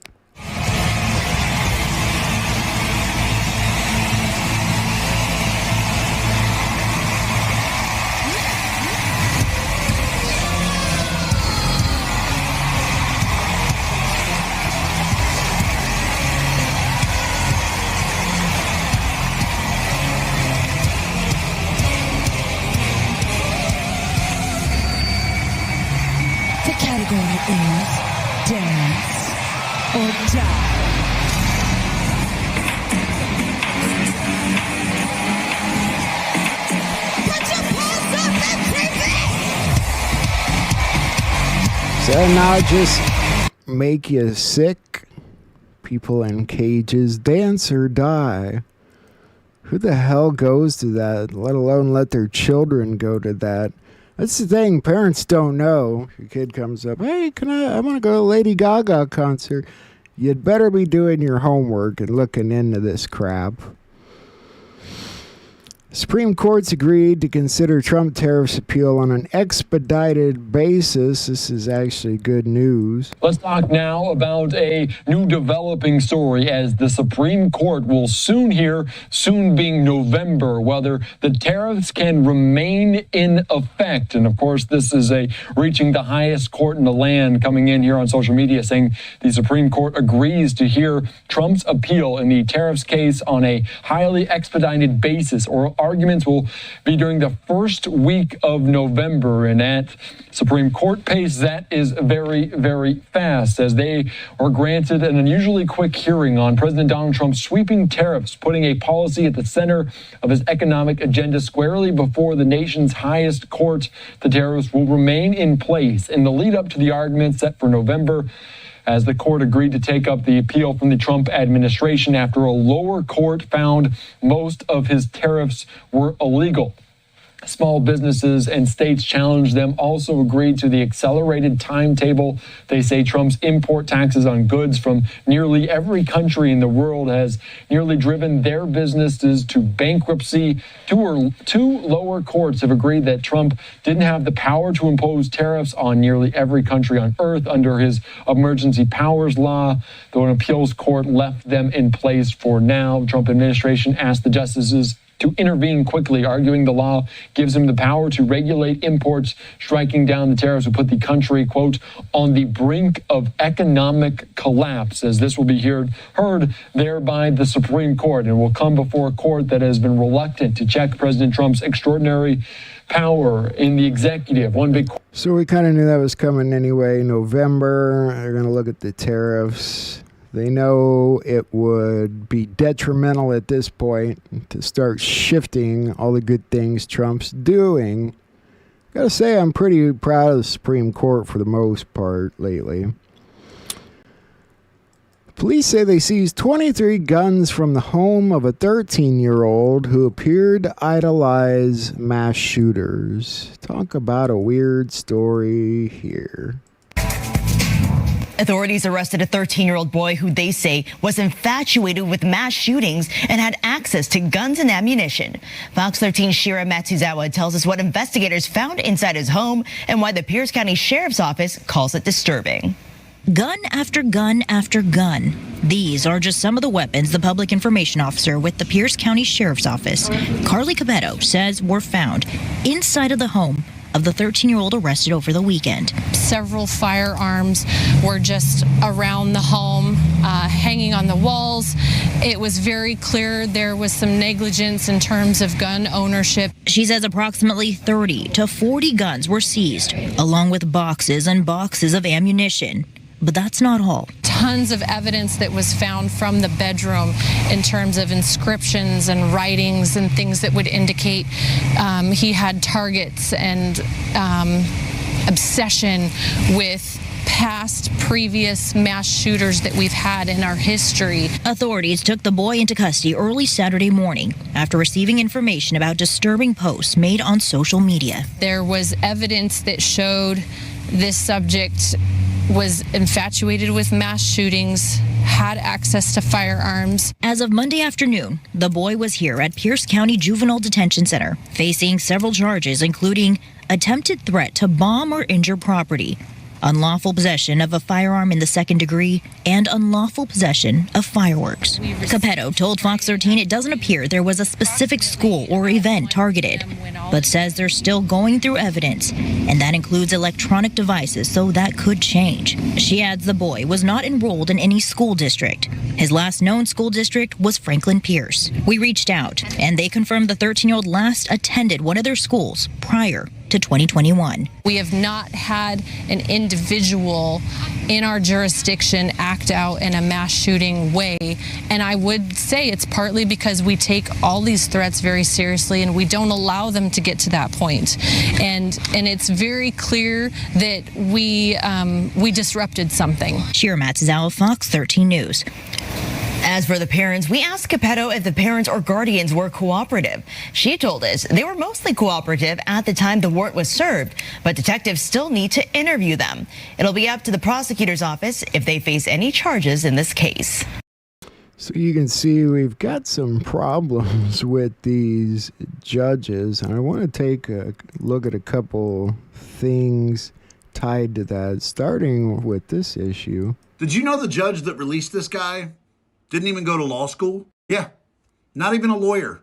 Yeah, these magistrate judges that are making a decision to release these people without bail, yeah, they're not even lawyers. They didn't go to law school. They didn't pass the bar. They just got appointed to be judges. No training required. Oh yeah, and that's the case in states like North Carolina, South Carolina, West Virginia, Texas, Arizona. They don't even have to be lawyers, but they can be judges. They don't have to go to law school. They don't have to pass the bar. However, they sit in judgment over people who did. How the fuck is this a thing? How the fuck do we have judges who didn't even study the law? How did this ever become a thing? That's one of the most insane things I've ever heard. Like, to be somebody's lawyer, you have to go to law school, you got to pass the bar. Like, just to represent a client, you have to do that. To be able to prosecute that person, you got to go to law school, you got to pass the bar. But to be the judge, to be the person overseeing these lawyers, to be the ultimate arbiter of... Isn't that incredible? It's something you never would have thought of, but sort of like the cops not having to know the law. And this sort of ties into it a little bit. The tricky part in all of this is what I touched on last Friday, and that is judges and prosecutors, remember, generally live under a very comfortable shield in our government known as sovereign immunity, a common law doctrine that says officials acting in their official capacities are not liable for their official actions. And then, of course, there's state and local laws that further protect these officials. So when a judge signs off on DeCarlos Brown Jr., there are no ramifications to that judge for what that criminal might do once released. Understandable the first, second, and maybe the third time, but the 14th, 15th, and 16th time? This isn't a Charlotte thing either. This is a nationwide problem. Here's Chicago. Left Miles with several broken bones in her face, as well as a concussion. According to police, she was assaulted by 32-year-old William Livingston. A record search produced 13 mugshots of Livingston going back to 2012. A large number of those arrests for aggravated assault and battery of both women and police officers, something Miles found out after the fact. Like, what is enough? You know, what does someone have to do where he's going to be, they're going to be held accountable? According to online records, Livingston's history of random acts of violence against women goes back 8 years. In 2017, he was accused of randomly attacking 2 women months apart. Both cases were dropped. In 2022, Livingston was sentenced to 5 years in prison after prosecutors said he punched and attempted to rob 4 women within 20 minutes. Republican Congressman Randy Fine, who you'll hear on this show soon, announced on X he's introduced legislation holding judges accountable when violent repeat offenders they release commit new crimes. Quote, it's easy to release criminals when you're protected by an armed bailiff at all times. The rest of us aren't so lucky. Those 12-plus judges that released to Carlos Brown Jr. should have their day in court, too. Elon Musk weighed in. Let's change the law. Between now and then, name and shame the DA. All right, moving forward, we got a couple more interesting things to look at and a cool announcement to look at. Trump had said this, finally this evening, about the situation with Israel and Qatar. This morning, the Trump administration was notified by the U.S. military that Israel was attacking Hamas, which was very unfortunately was located in a section of Doha, the capital of Qatar. This decision was made by Prime Minister Netanyahu. It was not a decision made by me. Unilaterally bombing inside Qatar, a sovereign nation and close ally of the United States that is working hard and taking risks to broker peace, does not advance Israel or America's goals. However, eliminating Hamas, who have profited off the misery of those living in Gaza, is a worthy goal. I immediately directed Special Envoy Steve Witkoff to inform the Qataris of the impending attack, which he did, however, unfortunately, too late to stop it. I view Qatar as a strong ally and a friend of the U.S. and feel very badly about the location of the attack. I want all of the hostages and bodies of the dead released and this war to end now. I also spoke to Netanyahu after the attack. The Prime Minister told me that he wants to make peace. I believe this unfortunate incident could serve as an opportunity for peace. I'm sure it did this thing when I happen to get on their soil, blah, blah. Flynn talked about it on Bannon. Let's take a look. When I hear Occupy Gaza, I hear American troops occupy because the IDF can't do it, and the IDF chief of staff has been adamant. These cabinet meetings have been at each other's throat. To Netanyahu's kid, son, who's 30-some years old, is tweeting out there's a mutiny and or a coup d'etat happening with the IDF against his father as the head of the Israeli government. Your thoughts on all this? Yeah. So number one, I finished with the war in Ukraine is lost. That war was so poorly managed, and so many Ukrainian soldiers' lives were lost because of corrupt political leadership, period. And frankly, we don't have a leg to stand on because we've had many people over the last number of years that have been over there, on co-dels, staff dels, whatever dels you want to call them, and they all know it. It's just been one big money sieve. So that's where I stand on Ukraine, and it's sad. It's a sad situation. Israel, the Israeli government, and I know that there's some machinations and there's got to be some big problems right now internal, and Netanyahu's dealing with it with the IDF. They're going to have to do some soul searching, and I mean immediate soul searching, because the 7th of October was a date, that they still have not been able to, and there's an investigation going on, and I've already heard from some of the soldiers that were told to stand down and the exact hours. So something bad happened, and it was an inside thing. I don't know, again, so that's a bombshell right there. So the internal situation in Israel has got to be done with a hold it, hang on. Whoa. It's pretty big right there. Everyone thinks Trump's for Israel. It's General Flynn right there telling you that they know that October 7th was an inside job. It's a big deal. Whoa. Hang on. You can't drop a bomb like that. Mike Flynn, your former head of DIA, first national security advisor, President Trump, a revered figure globally. You're saying your sources are telling you on the investigation that they're trying to slow down and slow walk over there because we're coming up on the 2nd anniversary of it. You're saying that you're hearing there's testimony or documents or actual evidence that certain elements of the Israeli military were told to stand down? Because I know from people I know, this is a very contentious area and it's going to be explosive. Are you hearing the same thing?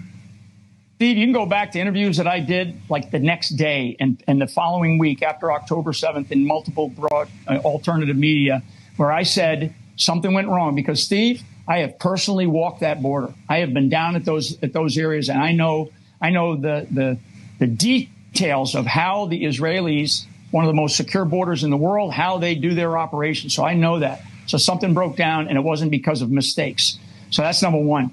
This internal machinations that are going on right now, what's going to happen? They're going to have to come to grips with this, because I'm going to tell you, the American people, they're getting tired of it. They're getting tired of this constant, Israel. I mean, I'm the biggest fan.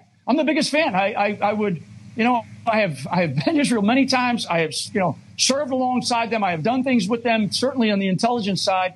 So I'm their biggest fan. But the American people are not. And the American people are so tired of all of the craziness and our involvement in these things. But Mike.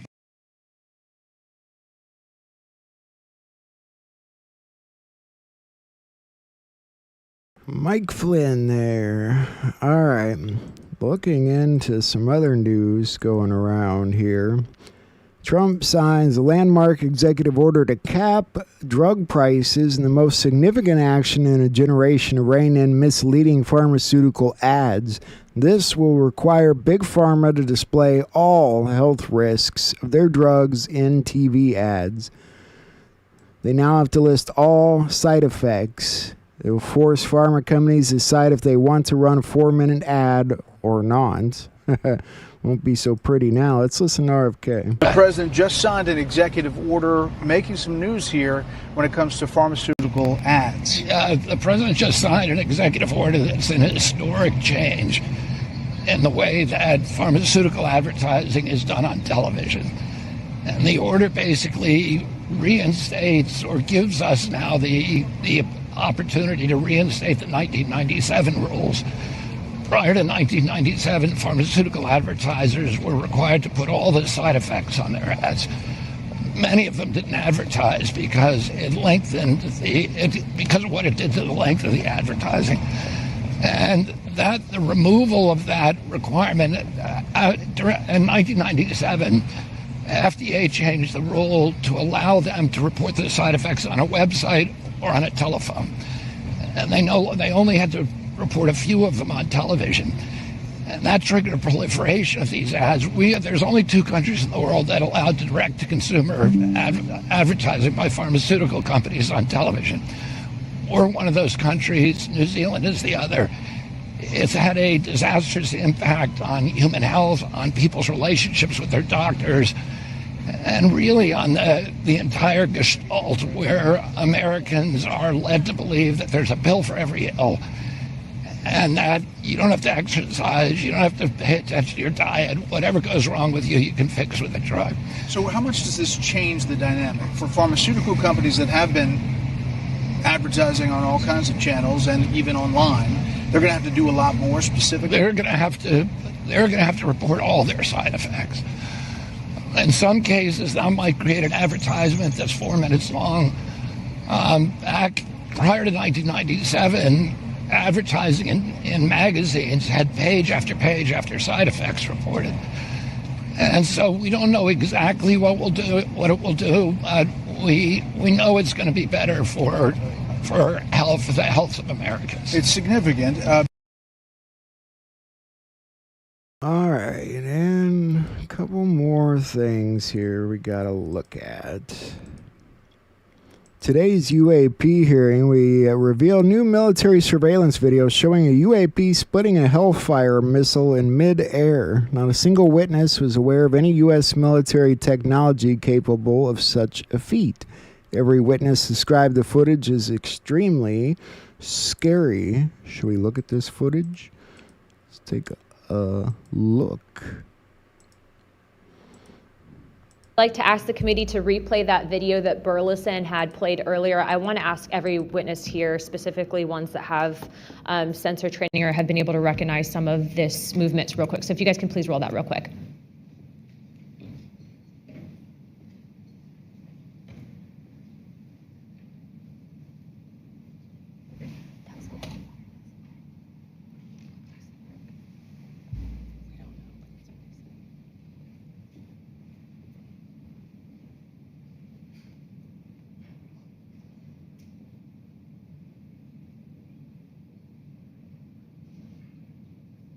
Okay, while this is still rolling, Mr.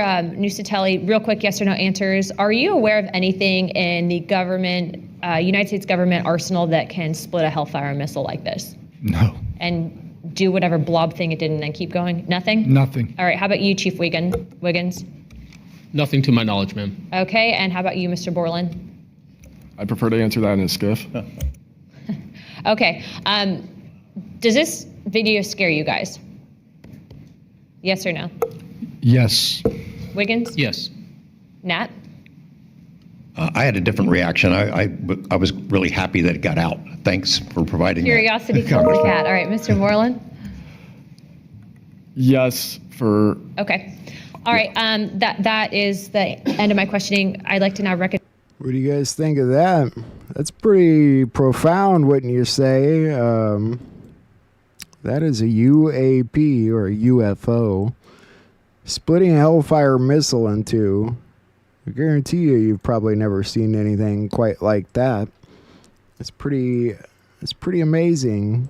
I can't believe that, made the air, actually. All right, and one more quick thing. If you remember the other day, they made a big deal about nobody knowing where Barron Trump was. Questions answered. He moved back into the White House as he starts his sophomore year at NYU. Don't have to worry anymore. All right. Before we look at our stuff for tonight, now that we're done with the news, there's one more thing I wanted to look at. We're going to hear some stuff from Derek Johnson, SGN tonight, but this, since we're on the alien UAP thing, I wanted to give it a quick glance, shall we?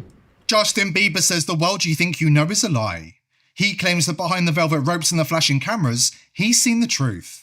Music industry bosses and CEOs of global corporations revealing their true form, shapeshifting into reptilians right in front of him. According to Bieber, it wasn't an accident, it was a warning. A reminder of who holds the power and what happens when you try to break free. They wanted me to see, he says. They wanted me to understand that this realm, the reptilian realm, is what controls everything. The labels, the corporations, the governments, everything. And here's the thing, Bieber's not alone. Other stars, other global icons, have whispered eerily similar things. The same reptilian encounters with those in power. Different names, but always the same message. Tonight, we follow Bieber's words down the rabbit hole. Because if Bieber saw what he says he saw, then the people at the top aren't just powerful, they aren't even human. Before we dive in, a quick word about our partner VP.net, the next generation of private browsing. VP.net is the only VPN designed with true zero-logging architecture. That means, unlike other VPNs, it literally can't track you. So even if governments or bad actors come knocking, there's nothing to hand over. It's that simple. Your data stays yours, period. Justin Bieber has become the latest in a long line of celebrities to blow the whistle and dare to speak out about the true nature of those holding the most powerful positions on Earth. He says royalty, global CEOs, and music moguls, they're not really human at all. They're shape-shifting reptilians. And when they reveal themselves, it's never by accident, it's strategic. A display of dominance. They choose their moments carefully, terrifying just the right person at the right time to make sure they stay in line. And Bieber is not the first. After a private audience with Queen Elizabeth, President Vladimir Putin told aides that she wasn't human. He claimed her hands shifted to scales, her eyes went black, and her frame grew taller and more imposing. To him, it wasn't a queen he was meeting, it was a predator in disguise. Britney Spears, before her battles became public, hinted at something darker. She said that record executives who owned her career would occasionally shift before her eyes, revealing reptilian forms as a way of breaking her will. It wasn't just intimidation, it was ownership. I went with this one guy and he looked like a lizard. I was so scared. He was sitting there and I turned him, I was like, oh my God. I was like, holy shit, he looks just like a lizard. And I had to go. It was really bad. So you just left? Wow. Immediately.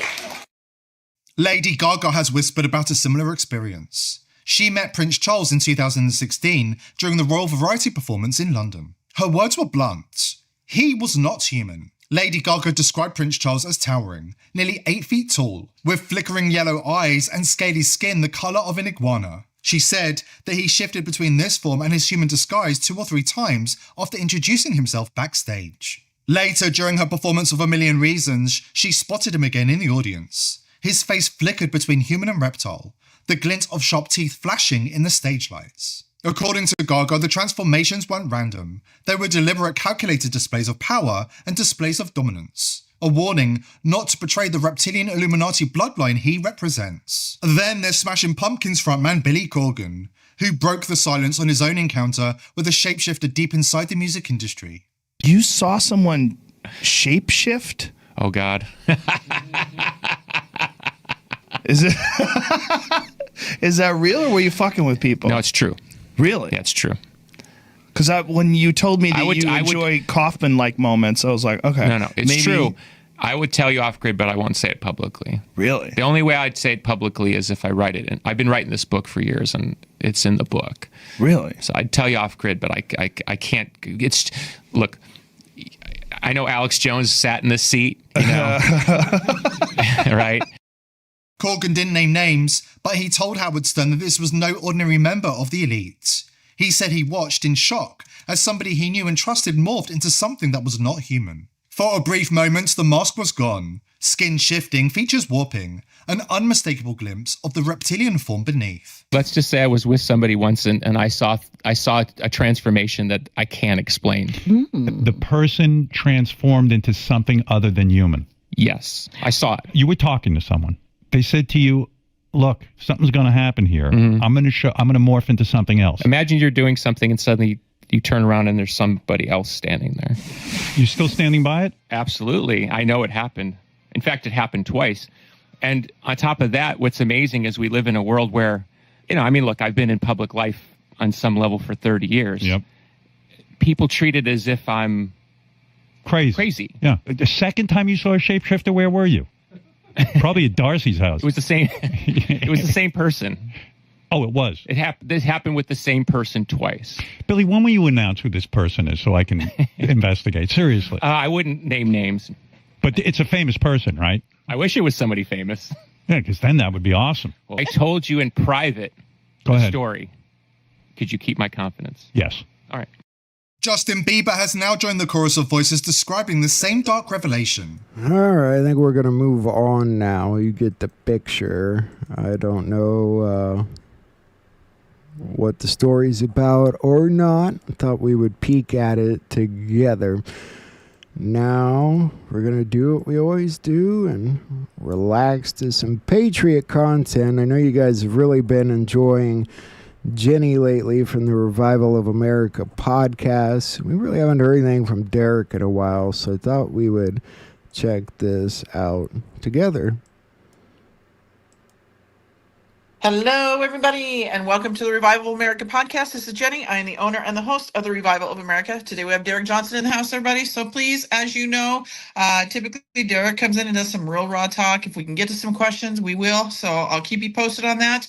But sit back and relax, enjoy. There's a lot of great things happening, everybody. I'm going to kind of ask Derek some stuff up front.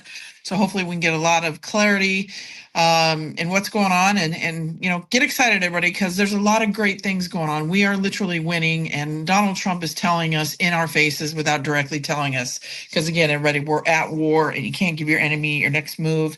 You have to appear weak when you are strong. So he's letting people know who the boss is. So everybody, if you guys, so for me to say, if you have a question for Derek, I'm not really going to say that because I don't know where we're going to go with it. I don't know if we'll have time for questions, but we'll figure that out as we go. Everybody, also too, if you come into the podcast late, or you'd like to share this podcast with a friend or a family member, please go follow us on the podcast host or the social medias, because I post them everywhere. And the podcast hosts are iHeartRadio, Spotify, Anchor, Apple, Google, Breaker, Pocket Cast, Podbean, Riverside, Amazon Music. Social medias are Jenny Jareed Facebook, at Jenny_Jareed X, at J Jareed Rumble, at J Jareed Instagram, at J Jareed True Social. The Revival of America right here on Telegram, the Revival of America on YouTube. However, I am in timeout over on YouTube for about another week, so I got a strike. Go figure. But I am in timeout, so I'm not able to post any of the shows now, but I will be back probably, I think it is in a week. I think it's a week, or was it 90 days? I don't know. I'm fairly new to the whole the YouTube thing, so that's a fairly new channel for me. But also to everybody, if you're having challenges over there on Rumble, I said it on the last 2 podcasts that I did today with John Baxter and Field McConnell. Go follow one of my other locations that I just read off, because I post these everywhere. I do listen to the replays, and on my end over here on Rumble, it sounds fine. I can hear it fine. You've got to maybe check into your settings on your phone, iPad, computer, TV, whatever it is, whatever device you're watching it on, check your settings, because I've had my tech guy. And again, like I said, I re-listen to my replays and I can hear them fine. So go listen to them on some of those other locations, because again, like I said, they're over there as well. Also, go check out the website, sign up for the newsletter, everybody. You'll get the weekly updates on the shows, as well as the weekly guests, the times, where they're going to be, whether it's going to be on my X Space, Telegram here. We're going to be coming into, working on setting up the video part of the podcast. So that should be hopefully coming up in the next week or so with some of my guests. I'm going to try to maybe, if I can figure it out by Friday, have Juan be the first one to come on and do it, because I'm supposed to have Juan on Friday. So keep you posted on that. So that is the revivalofamerica.com. There's Fields page over there with the books. There's one for the children, one for Carrie Kasem, one for John Baxter, one for Rick Anson with Brain IQ Health Supplements. So check it out, everybody. We are going to try to do more to the newsletter, just give you some kind of updates and maybe some upcoming things we're going to be doing. So watch for that. And then also, if you guys have a story or a journey to tell, please send your submissions to TROA submissions@yahoo.com. Give me a synopsis of your story. I will read them, vet them, reach out to you if I feel like it's legitimate, because unfortunately we're getting some fakesters bringing in fake stories just to be relevant. You know, it's unfortunate that people are this way these days, but it is what it is. This is where we're at right now, guys. So I will vet them, and it will be your voice that will tell your story, because it's more authentic, legitimate. And it just, you know, people want to hear it from you. I know some people get nervous. I think they want me to tell the story for them. I'm happy to do it, but it just doesn't, it's not the same thing, right? So don't be nervous. Don't be afraid. I'm here. I'll walk you right through it. It's all good. Because remember, everybody, it's your voice, your journey that's going to help shape this new world that we're coming into. And if you guys have a question, or you would like to get in contact with John and his staff, or if you're looking to how to order Fields books, email me at therevivalofamerica@yahoo.com. That is my personal email, and I'll get you in touch with John Baxter and his team. Or if you have questions regarding Fields books, whatever it may be, reach out to me there, because I will respond. Give me a little bit of time, because I do have a day gig, guys, and I do this in my spare time. So I will respond to you as soon as I can. And then, but also too, know that I will not randomly reach out to you and ask if you're ready for the scare event, finances, crypto. If you get something like that, unfortunately, many of us have those fakesters out there trying to create accounts that are saying that it's us. It's not me. Block, report them. Let me know so I can make sure that they're not here in the chat. And everybody, please stick and stay with the 3 to 5 people. You guys, seriously, tighten up your circle, because the noise, the minutia, and the bullshit, it is there. The fear mongering, just stay out of it. If your mind's not strong enough to handle it, get out of the chat, get out of the podcast, get out of the comment box, because it's lunacy out there. So like I said earlier, I sat in a space last night, and I think I just got dumber listening to it. So I had to shake it off, because it was pretty intense, the stuff that they're putting out there about just Trump and everything. It's just horrible. So with that, Derek is in the house. So I want to welcome Derek. How are you, Derek? Oh, I'm doing all right. Where are you traveling now? I hear you're in the car. Well, I'm going to my little spot in the woods where I can get service and park. So I'm not. It won't take me but another 2 minutes to get there. But oh, you're good. So while you're driving, I was telling the audience that if we can get to some questions, we'll try. But I have I have a few questions I want to present to you, and I know you've probably got some stuff, and probably will add on to some of these questions. Because we're seeing a lot of stuff happening, a lot of great stuff, a lot of comms out there, and just you can just see Trump is telling us without directly telling us, right? So we obviously there's the big question mark about Venezuela. we have the troops in Chicago, and I would like you to tell the audience how this whole troops going into these cities and stuff ties into the laws and orders and the executive orders, as well as Trump. He posted that about the vaccines today being all poison. And then if you can touch on the Bill Gates and Zuckerberg having dinner. I know my opinion, and I think it's pretty spot on, but I think it's actually comical. And I think Trump is just letting everybody know who the boss is about them having dinner with Trump a couple nights ago at the White House, because I know a lot of people are losing their minds about that and not getting the full picture of what's really going on. So wherever you want to start, you go for it. The floor is yours, my friend.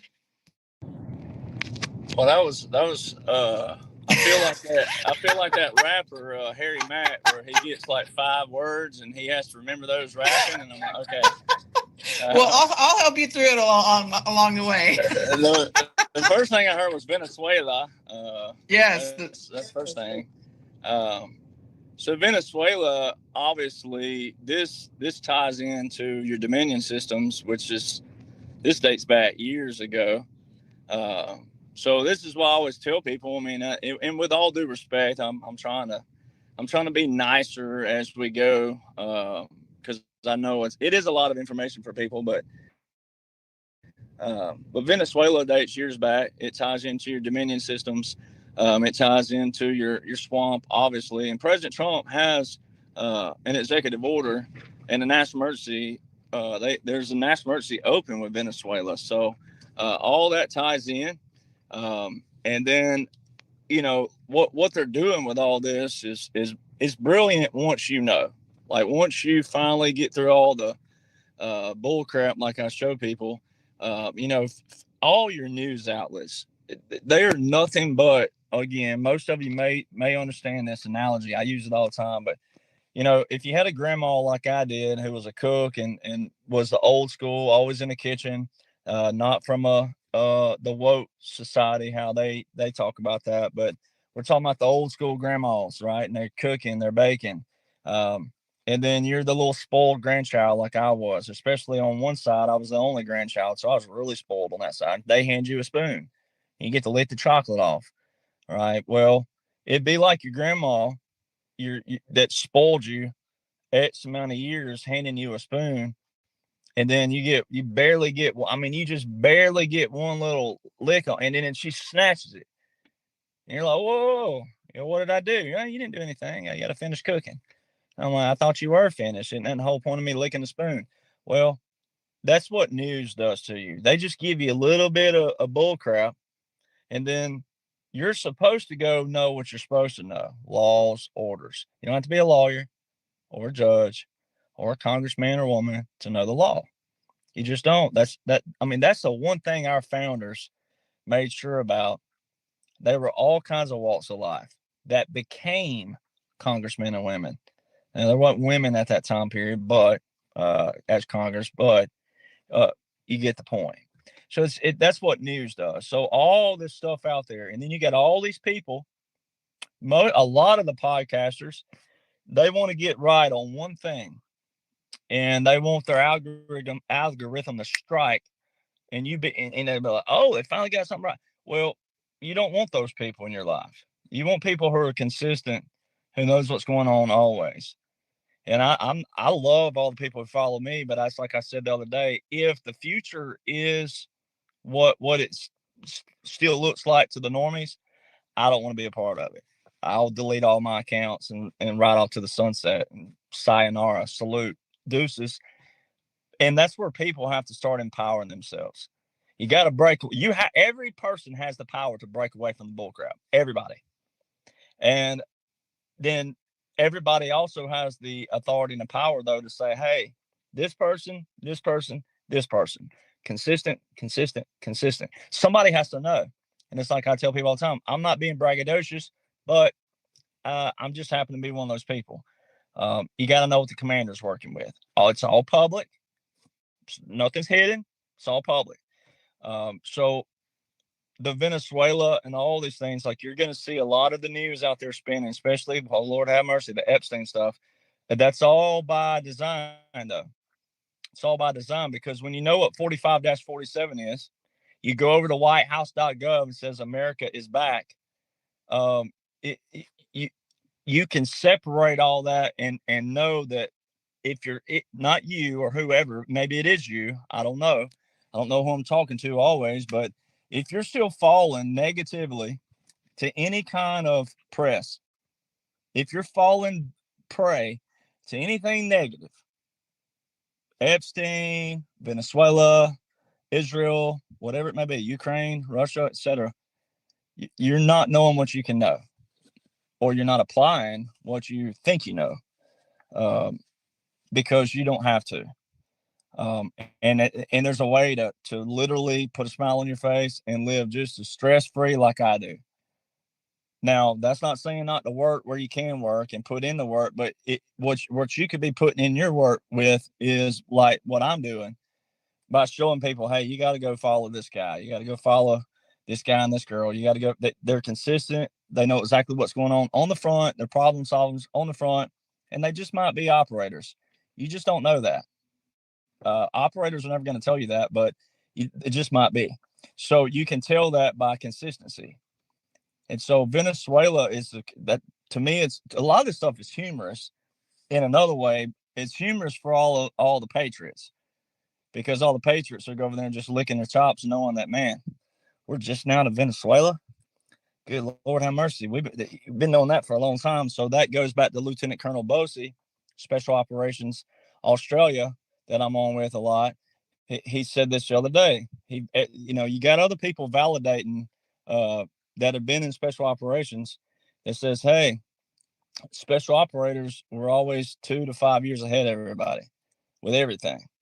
And it's just because I don't care if you call me a nerd, but we're your nerds who know the laws, the orders, the publications, and then how they apply to each and every category, each and every section. And if it's a joint operation, then we know how they join and all these other things.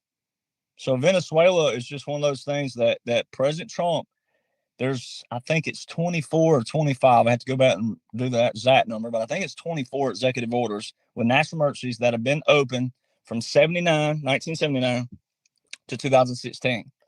And then he has his own executive orders that have been open. And the whole quote unquote Biden stuff is a continuity.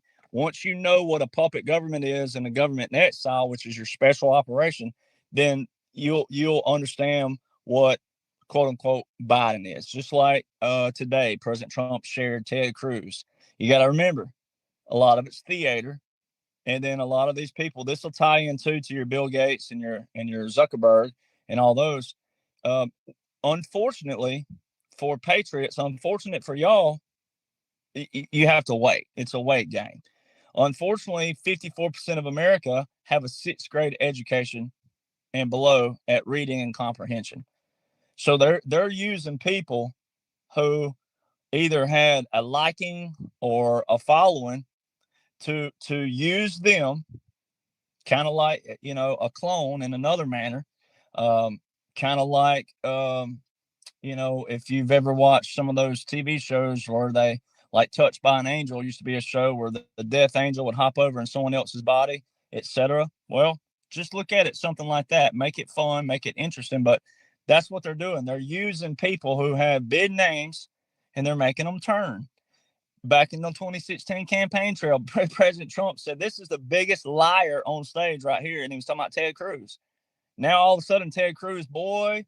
So I'm going to tell you what, if he could paint his nose brown, if this was a real situation, which it's not, but for the people that thought it was, he'd have the brownest nose of all of them, because they ought to call him Ted and Tom. They ought to name him Tom Cruise and then misspell his last name, the real Tom Cruise, put it as Ted Cruz's last name, because he deserves an Oscar after the speech that President Trump shared today about the auto pen. Well, that's for the normies. For the patriots, that's your disclosure that they're gonna account for the auto pen in history. They're gonna account for the dash, because by laws, quote unquote, Joe was not president. But that's where you have to understand order of successions and how important they are. You have to understand your executive orders with national emergencies combined. Then you have national emergencies that stand alone in proclamations, and then verbal national emergencies. There's all kinds of layers. So Ted Cruz was saying that today about the auto pen, and President Trump shared that. Well, all these people, a lot of them have followers, and it's a lot easier to win people over by flipping people and then making I've said it before, no matter what side of the aisle it is, you still got rhinos out there, and then you have your liberals. Well, all the liberals' heroes are going to fall. They're going to start praising President Trump. They're going to start working with President Trump.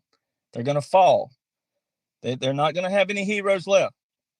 And they're not going to have any that rise up because they're not even a big percentile. They sound like it. And if you get on X is the real X, and Facebook are the only ones you can really see a lot of liberal activity. It's not that many. It's just because your algorithm may put them in there. Once you comment on one liberal's page, then they're going to flood your timeline with a bunch of libtards. That's how the algorithms work. I have nothing but libtards on my timeline because I troll all of them. And I gain a lot of followers that way, and gaining a lot of people who are going, holy crap. Because not all liberals are dumb. Not all liberals are lazy. They're just brainwashed, and they're on the complete opposite side of a rhino. Rhinos are brainwashed too. So they have to use players that get to them, because some people will listen to other people and they won't listen to you. Even yourself, you know that.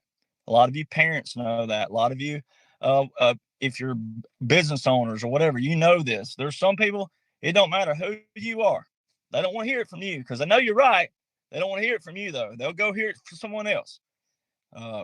So Ted Cruz, Bill Gates, all these people, that's all this is the flip of the dominoes. And then when all this is unveiled, when they rescue the children, save the children, when there's more and more of that, when they're showing all the crime being cleaned up, they're showing all the homeless people being cleaned up, when you can walk down Chicago and Baltimore and LA and all the places that we all know.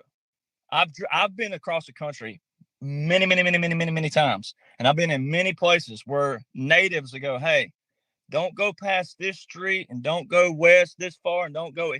Everybody knows where to stay away from because you know your city, you know your area, you know your region. We're going to get to a place where we don't have to do that. We're not going to have to do that. And we're going to have to we will suppress it so much. But that's where I tell people, you got to get tough. We can't be having people going down to the prison wanting to vouch more for the murderer than the people who just got murdered. I mean, that's where America got. We got so woke and people, they're so woke. We can't have that.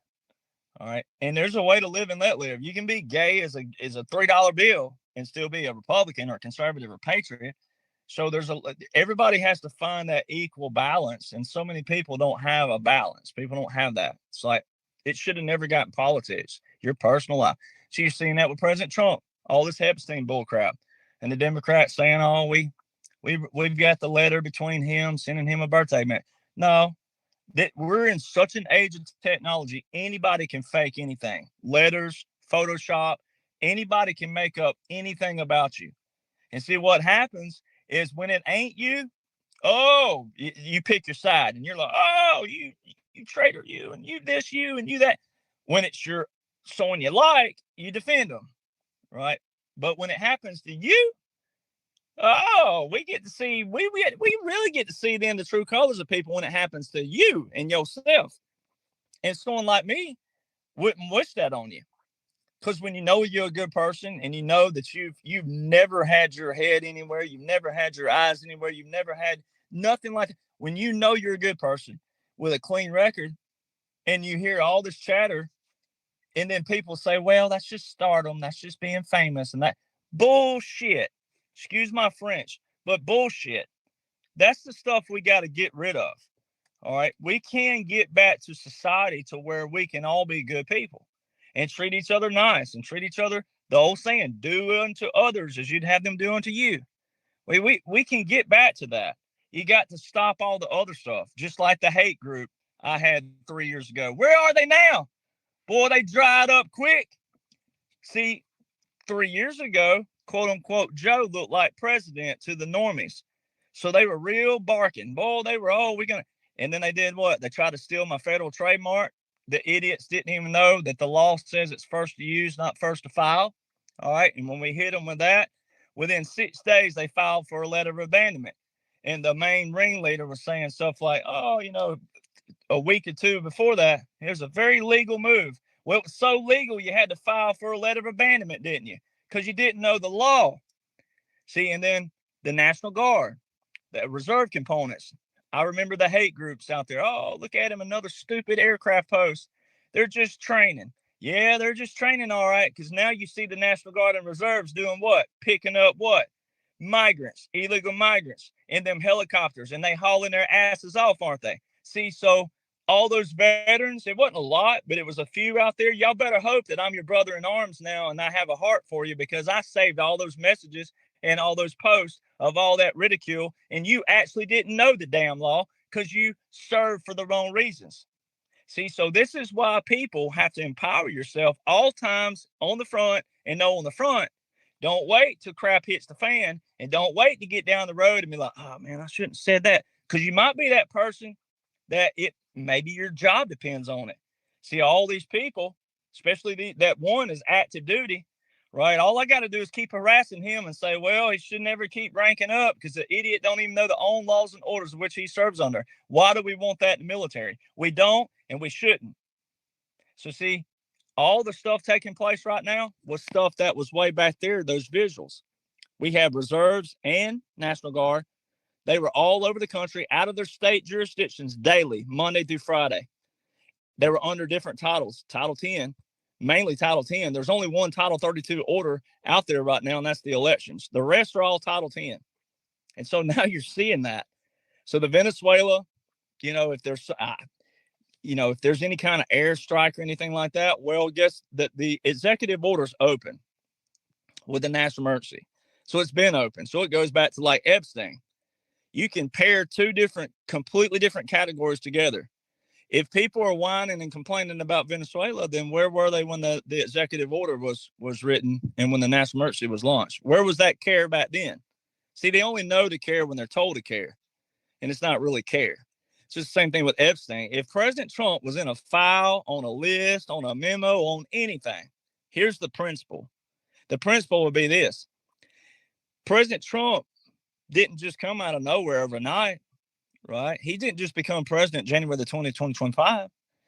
So if President Trump was a threat to democracy, which we're not a democracy, but let's just use their terminology. If he was a threat to democracy, if he's doing things against the law, if he's acting unconstitutionally, then it seems like if you were the deep state and we were still in the same old days of old, every one of you over 40 years old, you know this, the days of old was every 4 years. Every 4 years, every 4 years. Or if a president got a double, every 8, but every 4. It was every 4-year mentality. And it was dog eat dog, mudslinging always. And it was always news, just like you're seeing now, even though I know they're captured and they're just doing that right now until the flip. But it was always some kind of scandal, always something that got you hooked to the TV, got you hooked to the drama, got you hooked to the propaganda. It was a dog eat dog every 4 years, every 4 years. And depending on who was in, it flipped. The table would flip. If it was a Republican, then there was some Democrat scandal. If it was a Democrat, then there was some Republican scandal. That's not the way our government's supposed to operate whatsoever. So if President Trump was a threat to all that, then he became the threat in 2016, not 2025.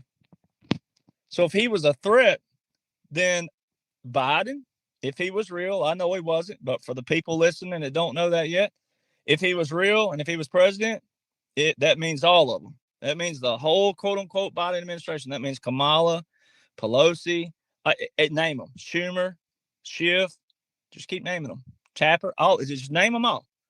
Right. Well, then why didn't they revoke executive orders by President Trump? President Trump showed all of you January the 20th, 2025. He revoked at least 100 executive orders in one sitting by quote unquote Joe.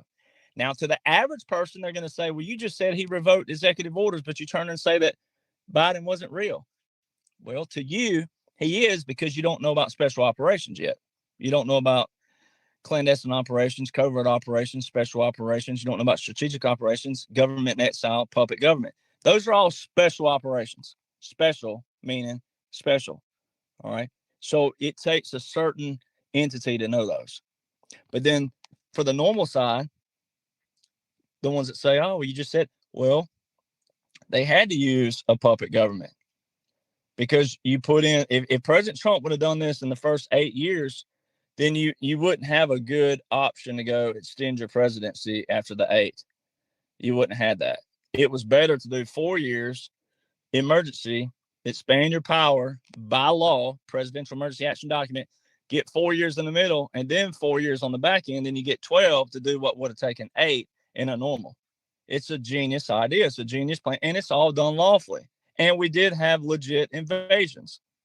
Those are all legit, but they happened way before President Trump. So when you go back and apply that President Trump showed you he could revoke 100 executive orders in one sitting, and he's revoked a lot more than that, then why couldn't, quote unquote, Joe revoke any of President Trump's military orders? Every single Title 10 that the National Guard, the Reserves, and the Marine Corps and the active duty are operating under right now to do with the migration and the southern border, et cetera, all those Title 10s were 2017 to 2021. So why didn't, quote unquote, Joe revoke any of the military orders? And why did he continue 8 executive orders with 8 national emergencies? Each national emergency unlocks 120 plus statutory powers that Congress can't do anything about. And so that's why the liberals, the ones that are legit and real and actually have a brain and you know what they're saying per se, even though they're wrong, but the ones who actually are living, breathing, and alive and you know are spewing, they have no idea what's going on lawfully. And so, you know, all what you're seeing, the Epstein, that's just partial distractions. But then also you cannot prove a letter. We're at a place where you can't prove it unless it has multiple people around it, because things can pop up out of nowhere with our technology. AI is going to be even worse. So that's why they're saying, hey, look, we're not leaving technology, and we need technology, but it depends on the good guys in control of it. We got to get on the front of that, and we have to control that. The good guys have to control that, but it's not going away.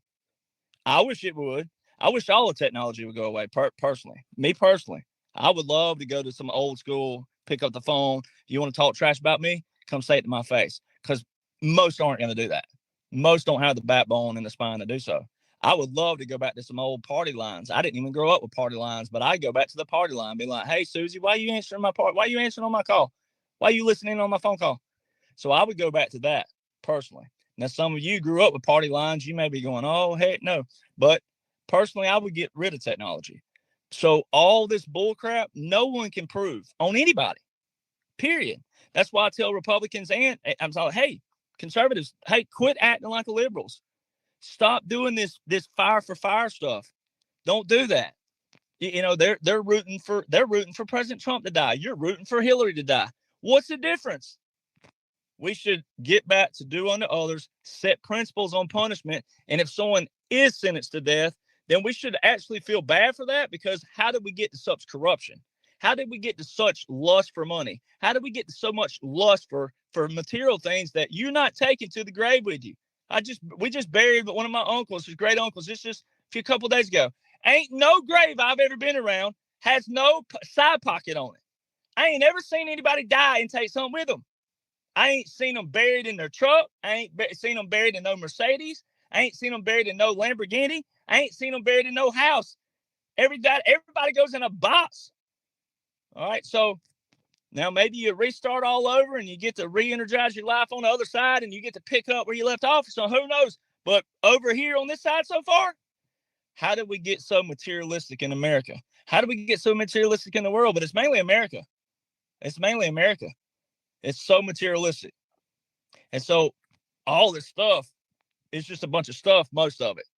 Because a lot of it, even if the Epstein stuff, but for the normies, why didn't Joe and Kamala and Pelosi and Schiff and Hillary and Bill and Obama and Michelle and Bush and Jeb and W and all of, Why didn't they prosecute President Trump? If he was in there, then all they had to do was open an investigation. They didn't do that. She always had to go back to that foundation and go, okay, President Trump didn't become a threat in 2025. He became the threat in 2016, 2015. So if he was doing something against the law, you would do what? Pull all your cards out. You would revoke everything. And even if you thought he was going to win again in a normal situation, which it's not, but if you're a normie and you think that in a normie situation, you wouldn't leave everything open. You'd make him have to go back in 2025 and put everything back in place that he put in place in 2017. See, that's the stuff that gets me when patriots out there are losing their minds or losing hope and faith. I'm like, are you not applying the simple principle? It's that simple. If quote unquote Joe was president, there was nothing he could not do to undo every single thing by President Trump. There's nothing. Now, you might not like it. No one would have. If you're a real patriot, you wouldn't have liked it. But there's nothing lawfully except for throwing a revolution. That's it. But lawfully, there's not a thing in the world that he could not do to revoke everything, terminate everything. Some of those 8 executive orders, which it was 11 of them, but all he had to do was let them automatically terminate. When you continue an executive order with a national emergency, any national emergency requires a pen, paper president. So why was quote unquote Joe continuing the one that Hong Kong, we're taking back the Panama Canal? President Trump said, we're taking back the Panama Canal. We just sent Marine Corps down there, 4,000 troops to Panama just a couple weeks ago. Now, I know most of this already been done, but for visual sake, the normies are seeing 4,000 Marine Corps going to Panama. President Trump said China took over the Panama Canal. Then he said, followed up a week or two later, said it's actually Hong Kong who took over. Well, we have an executive order, July 14th, 2020, 5 years ago, executive order 13936 with a national emergency that President Trump issued, and quote unquote Joe continued that. Well, there's your Hong Kong, there's your Panama Canal, all your migrants, illegal migrants, all the Title 10 orders, there's executive orders for the southern border. And that it's not just the southern border. They use that terminology, but that's all borders. All right. That's all. And he has a northern border executive. So we have all borders covered. There's your Title 10s, quote unquote Joe. They showed quote unquote Joe. It said the Biden administration. They had to say that during 2023 because they had to keep the normies thinking this was all real. But in 2023, it showed the quote unquote Biden administration sending troops to the border. All right. Same Title 10, though. He don't have a Title 10 there for that. The Title 10 was President Trump's proclamation, February the 5th, 2019, in Proclamation 9844. There's your Title 10, Section 12302, and your Executive Order 13912 from March 27, 2020, Title 10, Section 12302. And then he put a 12304 in there, Civil Affairs, way back in April 2020. That ties into all your defense support of your civil authorities that all these libtards are saying is against the law. No, it is not. It's all over our military laws. It's all over our military publications. It's also all over our codifications. And guess where they were all put into place? Before 2016. None of these laws are President Trump's anything. None of these laws. Not any of your foundational laws of operations. So all that stuff, that's why I tell people you don't even need to follow the Epstein stuff. You don't need to follow any of that. All you need to do is say, well, here's the National Guard, the reserve components. Here's your military occupation, your military government. Here's your continuity government. Here's all that. None of that other stuff matters. Because if it did, again, if you were real and if you were, quote unquote, Joe, and even if you thought Obama was behind the screen, you would terminate everything by the man you claim is a threat to democracy and doing things against the law and unconstitutionally. You would unravel every single order. They did not do so. Then you got your executive order, your Chinese, funding the Chinese military. Executive order 13959 with the national emergency, November the 12th, 2020. That's the one that ties in all the freezing of the assets. Well, in the new Hunter Biden laptop report, all right, in the new interviews with quote unquote Hunter on Channel 5 on YouTube, there's been 3 of them now. They validate the laptop they validate that it went from the FBI to Rudy Giuliani, who was one of President Trump's lawyers, and he took it to the Marco Polo group, and they put a book together, 636 pages, all right, with all the emails and the funds and the exchange of money. China, Ukraine, Kazakhstan, Romania, Serbia, Mexico. Joe knew he was all tied in. He was making money just to even it. Hey, Jenny, hey, this is so and so. Oh, give me my 10 million. All right. He was making money just for making introductions to people with China. All right. So this is the stuff you need to know. That's the real meat. That's the stuff. And then part of President Trump's emergency powers, one National Emergency Act, one invocation opens 120 powers. In that National Emergency Act, you got your emergency powers, military deployment into the, we're talking about our over here. Okay. And then also freezing the assets, restricting telecommunications. Didn't you just see me post about the appeals court upholding 2 different bans on the AP, the Associated Press? They can't go to the White House or to Mar-a-Lago. There's your restricting telecommunications. That's an emergency power. That's 47 U.S. Code Section 606, which is actually titled War Powers of the President. These are all wartime orders, which means it's a military government, military occupation, continuity government. So all of the Venezuela, there's your national emergency. So that still falls under a wartime order. All right. And all those 24 from 79 to 2016, President Trump's had to deal with. He's told you I've ended 7 wars. Most of those are in executive orders. The Congo being one of those. And then you had Iran being one of those. Syria being one of those. He's already terminated that executive order, one of them. There's another Syrian open, but that one with the national emergency, he's already terminated. So he's having to fix all that the generals, all of them, they're having to fix all the bull crap that's a swamp left open. That's why this required a puppet government versus going in, giving him four more, militarily wise, military law wise. So they do a 4 years, do everything legislatively that needed to be done, and start cleaning out as much as possible. Then you do a puppet government exile. You expand his power. You give all the military the authority, and that's what you saw. That's what you see when I talk about the Secretary of Defense and all the executive orders in place for that. That's what you're seeing and what you saw, and that's why January the 20th, 2021 was a funeral for Joe. That was your visual. That no, if you're following and paying attention, as some patriots are, but if you're normie, you saw everything in real time, and they knew most people weren't going to get out on the streets and fight each other. They knew that because Americans are law-abiding, and they'll whine, complain, and gripe, and they'll argue at the Thanksgiving dinner table, but they're probably more than likely not going to come in there and knock your teeth down your throat.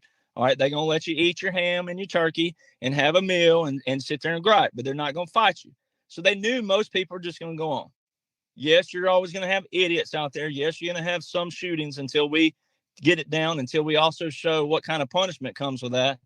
All right, till we also show you're not going to get any kind of publicity off of that, and you're going to get your butt at the guillotine or something like that. Other than that, once we show that strength again, most people aren't going to be doing that anymore. But there was going to be some bumps along the way. But that's why they showed you that middle section there. And then, quote unquote, Joe did not have an order of succession with any military domain. The military did not recognize, quote unquote, Joe for the normies. For your patriots, it's a military operation, military government, military occupation, continuity government. All right. That's how you split both. If you put on a Yankees hat or a Boston hat, whichever one you want to make the good guys, that's up to you. But you pick which one's the good and which one's the bad, and you put on the ball cap. All right, your normies, all right, that they saw that, quote unquote, Joe, that in no order of succession whatsoever in any military domain, that means the military does not recognize him. That means if quote unquote Joe would have died, if they'd have made him die to the people, then his order of succession, he didn't have one. The order of succession with the military was still under President Trump. And then that Title 50, Chapter 33, Section 1550, in the very bottom of the executive document where I talk about July the 19th, 2021, where you'd have been only 5.5 months in to quote unquote Joe for the normies, he's relinquishing all his authority, the authority and the functions vested in the president of 1550 to the Secretary of Defense. The president of 1550 is President Donald John Trump. The only time you'll see anything like that, like a memo to the Secretary of State, is when you go back and look at Obama. He gave a memo to Hillary, but it said to do this. It'll be a memo, and then it would be a law or an order prior to that one. Still with the same president, though. It's not a president relinquishing all authority to another president, to the previous president. So that's the dead giveaway in that Title 50, Chapter 33, Section 1550, is down in the executive document. Why would quote unquote Joe relinquish all his authority as a president to the Secretary of Defense, the functions of the president of 1550? That's President Donald John Trump. The Secretary of Defense answers directly to the president. So that would have been quote unquote Joe telling the Secretary of Defense to listen to President Trump. It's that simple. So all this stuff you're seeing is it's either a disclosure right now, either a soft disclosure or a hard disclosure. And then there's going to be a follow-up in the next few days. Like right now, let's see, it's September the 8th or the 9th, whatever day it is. Well, September the 12th, guess what's due? An extension or a resolution to Executive Order 13848 with the national emergency of election interference. I mean, and then when you look at the bigger picture, look at what they're doing with Epstein. Look at all the stuff that they're doing. And then if you know that the subpoenas have been happening in August, September, and then October, everybody's hanging on October because that's where Bill and Hillary are. All right. Nobody's looking at Jeff Sessions in August and some of the others in August and the ones in September. No one's paying attention to that. So see, look at what's building up. It's building up to there's going to be a response to it. President Trump, just a couple weeks ago now, he's posted about the Democrats need to lawyer up. Justice is coming. And you saw headsets just this past week with the 600 judges. All right. And then there's flights going back and forth to Gitmo still. But we also have a lot of activity elsewhere than Northern Mariana Islands and Guam. There's a lot of activity over there, all right, where our other courts are. The other thing that people forget about, I got to add it in here. It's kind of random, but it's also a point. But every vacation they showed, quote unquote, Joe go on for Christmas was at St. Croix, all right, in December. You know what we have at St. Croix? We have a court there. We have some military courts there.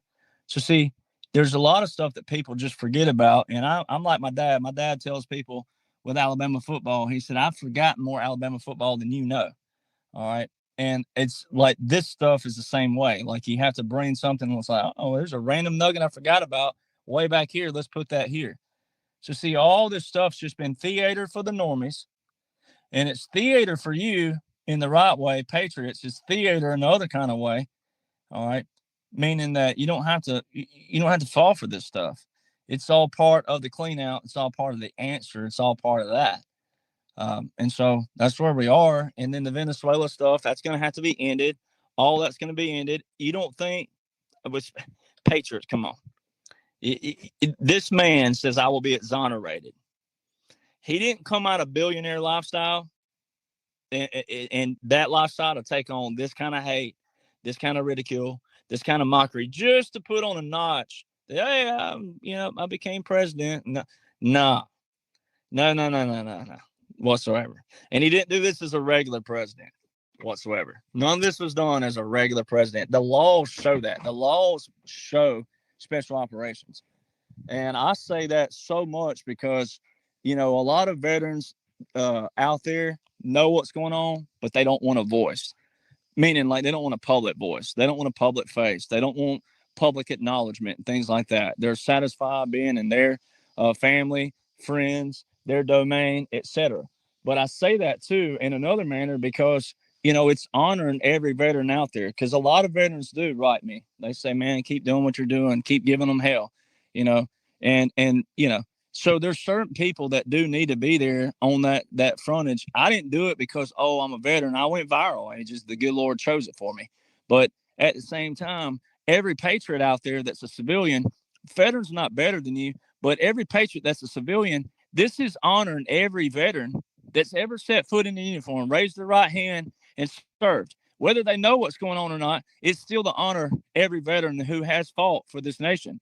because everybody, you're only as free as your surroundings allow you to be. And that's by the mindset of people like me, men and women like me, who think like that, who know how to live and let live, who know how to safeguard all the freedoms, but also allow you to be who you are in the capacity of what you are without cramming it down other people's throats, right? There is a way to do that. And there's a way to have a clean, functioning government, small, not as big, small, federal, and then have your states and not have them as big either, because you don't want to have power tripping governors and power trippers in the state either. But there's a way to bring that back down and clean out all, and that's what's been taking place.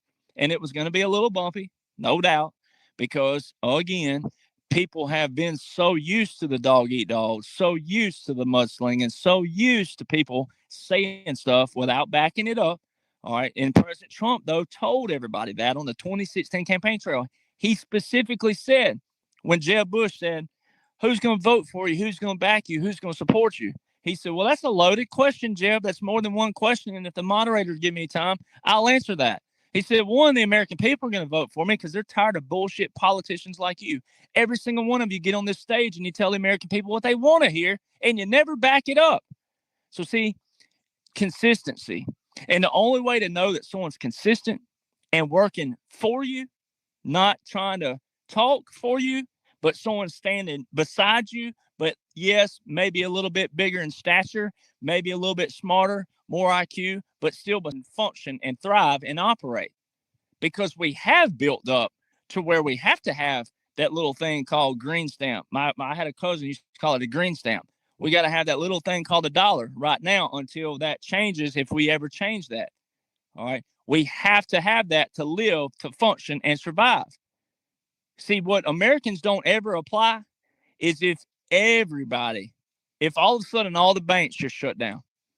And we're talking about without, now I'm not trying to scare people. This ain't that, and it ain't going to happen. So they don't run off and say some bull BS about that. I'm just making an example that people never think of stuff like this.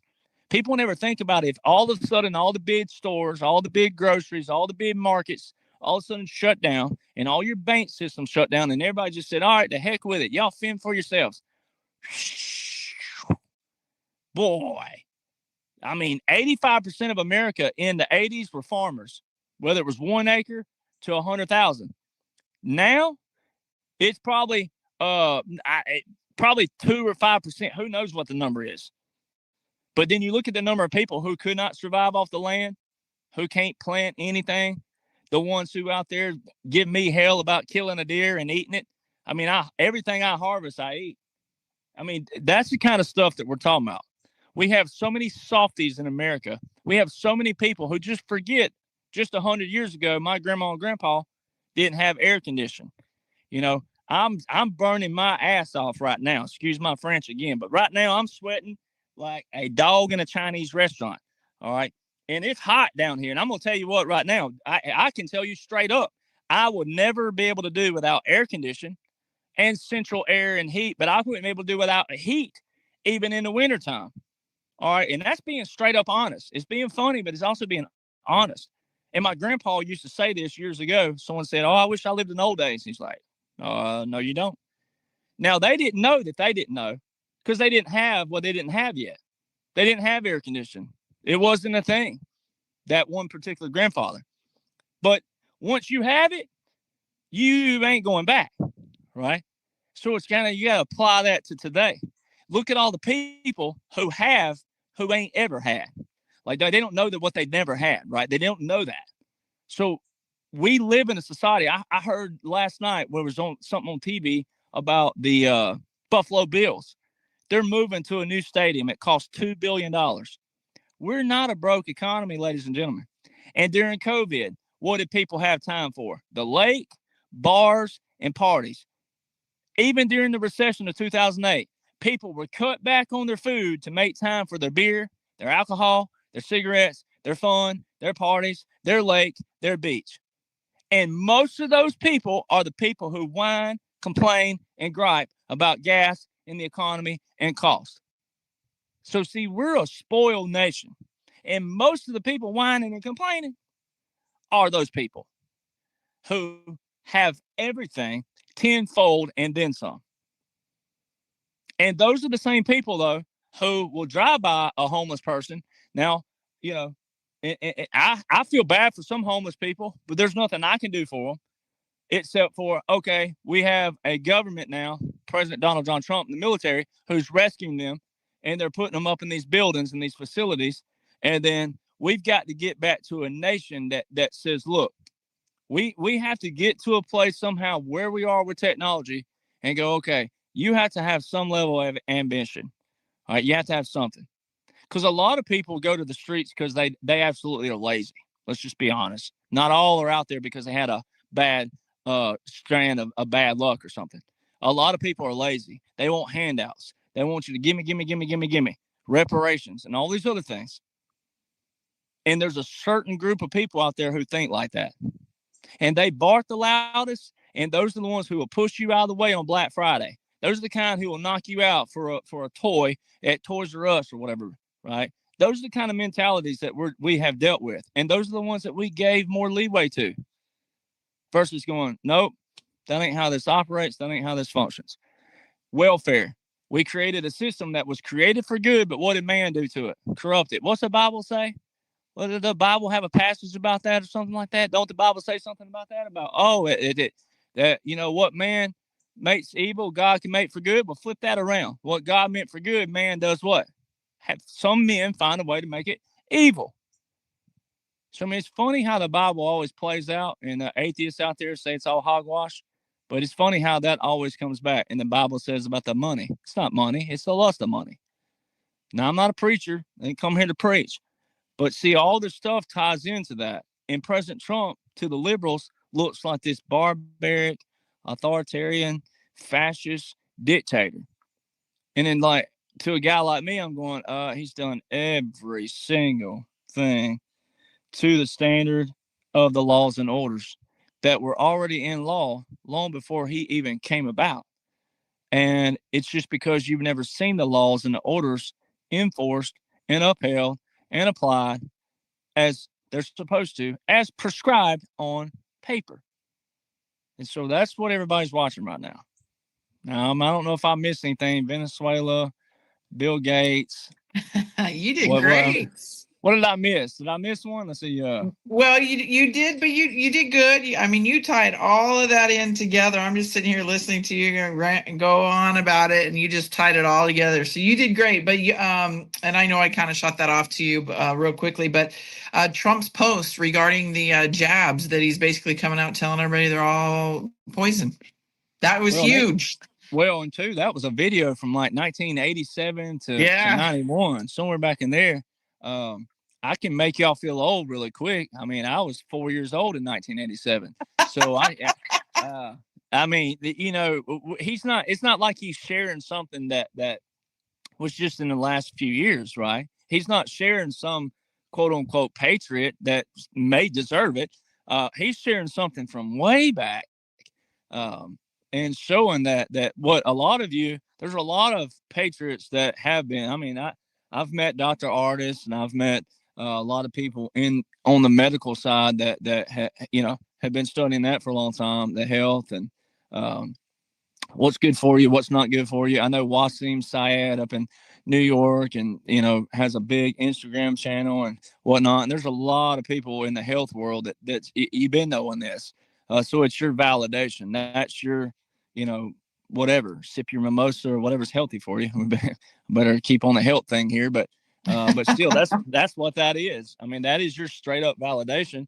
And it also, I think where people get me wrong sometimes, or maybe perceive me the wrong way, is because I know what God did with me now. I know why he pulled me out of the military the way he did it, and where he put me right here and what we're battling right now. It was way more important for God to do what he did with me that way. And then also in everybody that I've met, everybody has some kind of lane and channel like that I know are good people. Well, so in 2020, I mean, I know a lot of patriots in here the same way, because that's why we're all here. That's why we're all congregated. But I know for a fact what I was doing, I was already losing friends. I was getting all the comments about, well, what are you doing talking to me if you're so big, hot shot and all that? I mean, I heard it all. And that was just your mediocre stuff. That wasn't even like that. I mean, I heard a lot of stuff. And I'm sitting there thinking, man, if you'll talk to me that way, veteran or not, it doesn't matter. But I'm sitting there, man, I'm like, has it ever dawned on you that maybe that someone does actually know? I mean, especially when you're quoting laws and orders, and I stayed pretty even keel like this, where I was just like, well, don't you think, though, that someone can know, like something? And, I mean, you talking about mad people, and I'm like, you're mad over nothing. Like, you're mad over someone just trying to say, look, you want me to hear your side? So I was one of those in 2020 where I never wore a mask. And I love this because my dad, he may be listening and he can take it because we have fun with this. But we went to a store in 2021, actually.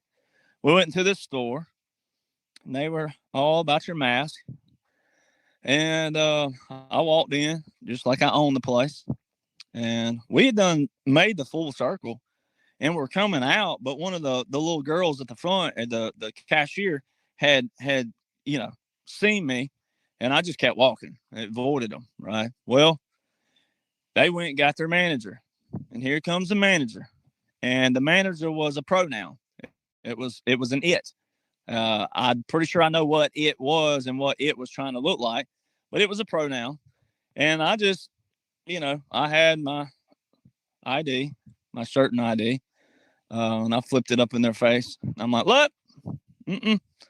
I'm like, we're already on our way out. No need for you to come out.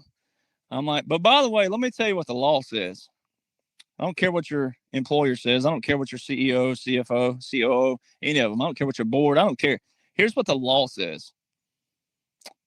And anyway, sir, I'm going to ask you to leave. I said, all right, you just power tripping now because I was already on the way out. Well, when I went out the door, I lost it. Oh, it just hit me. Dad went onto the vehicle. I'm like, nope. And I walked right back in that store and I slammed my fist on the wall. And I'm like, do you know why the United States military went to Iraq and Afghanistan? Do you know what they were doing? Do you know that women just now in Saudi Arabia got their driver's licenses just in 2017? Can you imagine living your whole life as a female? Can you imagine in 2017 being a female just now being able to get your driver's license? Do you not know what the military does? Do you not understand what liberation is? Do you not understand what real suppression is? Do you not understand that a lot of these Muslims have made their women wear these masks? And here you are over here in America, in the greatest nation of all. And here you are falling for it because of some quote unquote pandemic. I'm like, you are some pathetic people. You are pathetic. And if I ever see any of your faces, and if I ever blow up anywhere, somehow, someday on social media, I'm going to remember you. And I hope you remember me because you're going to remember me. This was back in 2021. This is before anything with my social media, etc. And that was one. And I did it at the VA. And I just saw that girl the other day, the nurse, and that she was like, well, how's it going? I said, I think it's going pretty good. Don't you think? I said, I noticed something too. I noticed in the lobby out there, I was wondering, where can I get my vaccine? Where can I get the shot? Because I don't see any posters anywhere for the vaccine, the jab. All I see is get your flu shot. I'm just wondering, how did we eradicate the flu in 2020? Nowhere could you find a sign for the flu. And it was get your COVID vaccine. And now all of a sudden we done eradicated COVID and we got the flu back. I said all that just about a month ago in there. And it's true. It's true, though. It's true. And so, like, if you're a patriot, ladies and gentlemen, I'm the one that gives you the pass. I hear other patriots out there, oh, we got to be compassionate. We got to have them run over here. I'm the polar opposite. I'm like kind of like, I got the cigarette lighter under your rear going, tell them, be a smart ass. Now's your time to be like, oh, where did the flu go? Yeah, I'm like Jim Brewer. I guess got that personality. I'm just like, where did the flu go? How did we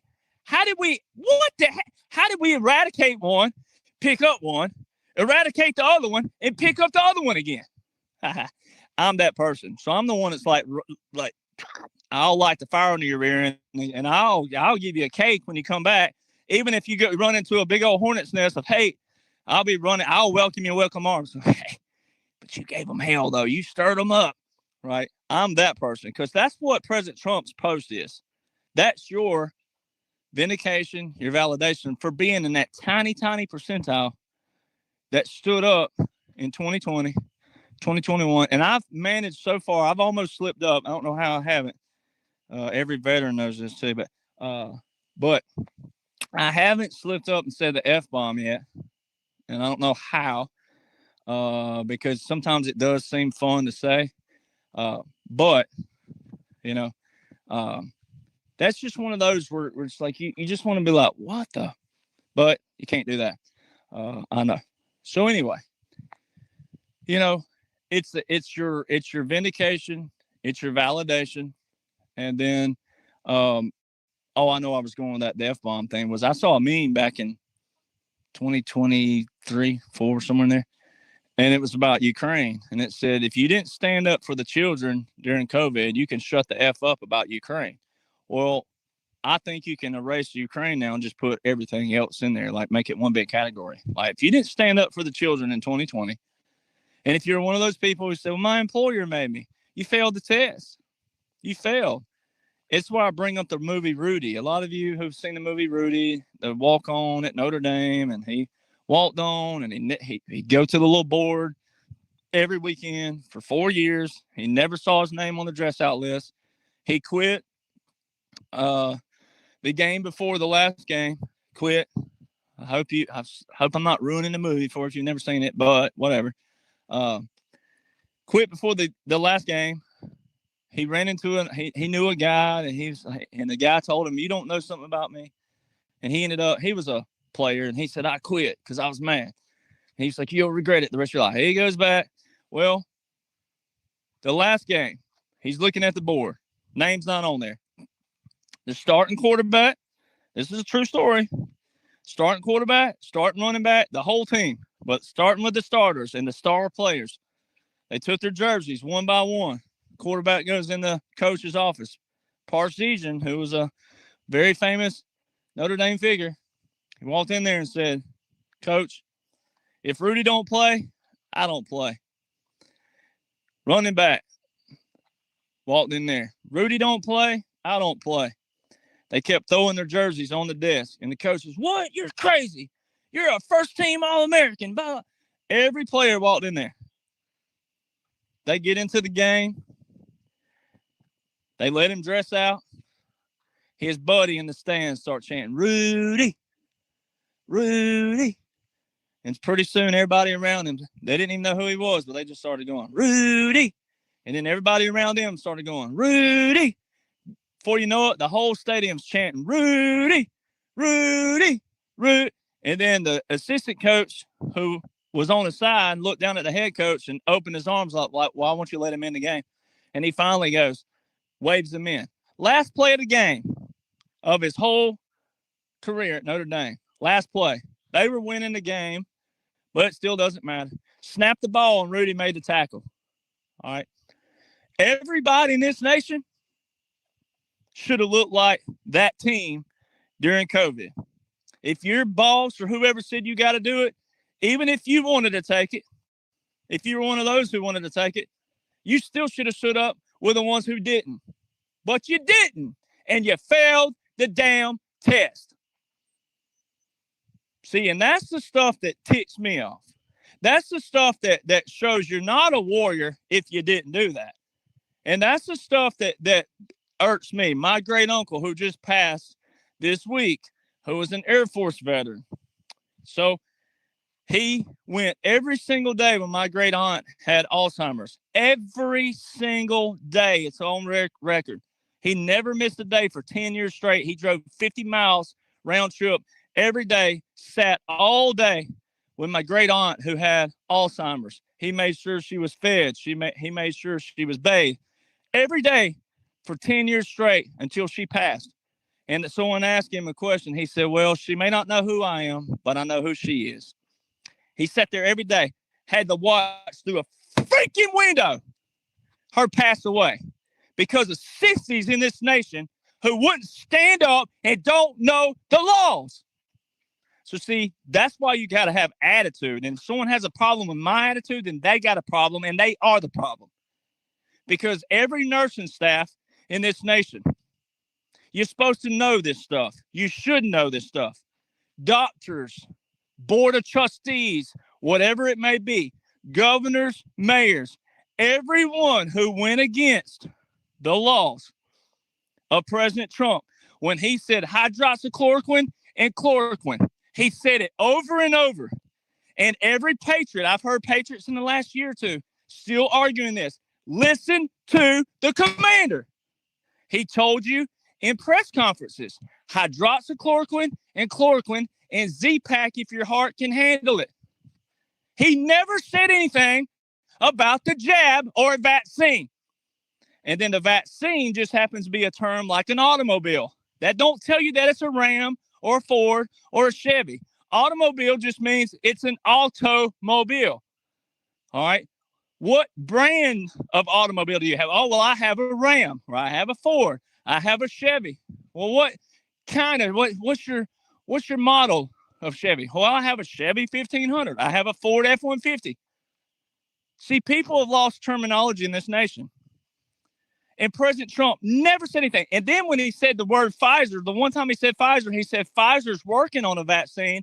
It should be ready in 14 to 16 months out. It's not ready yet.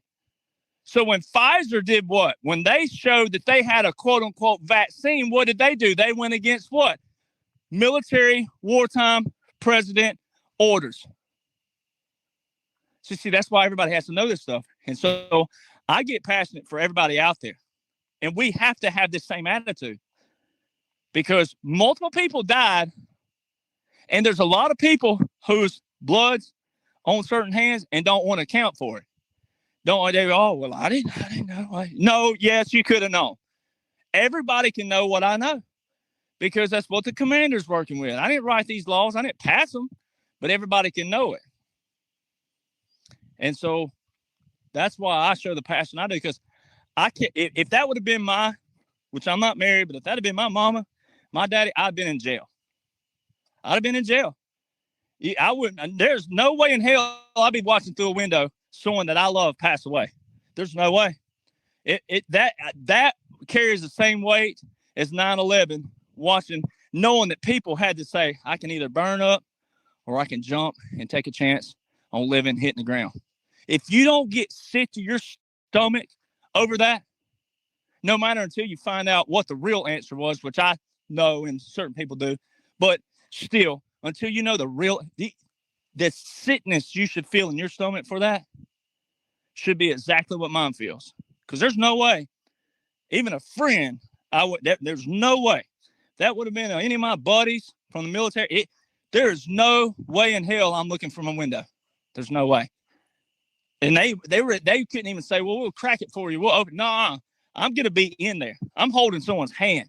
I'm going to be right there by that bed.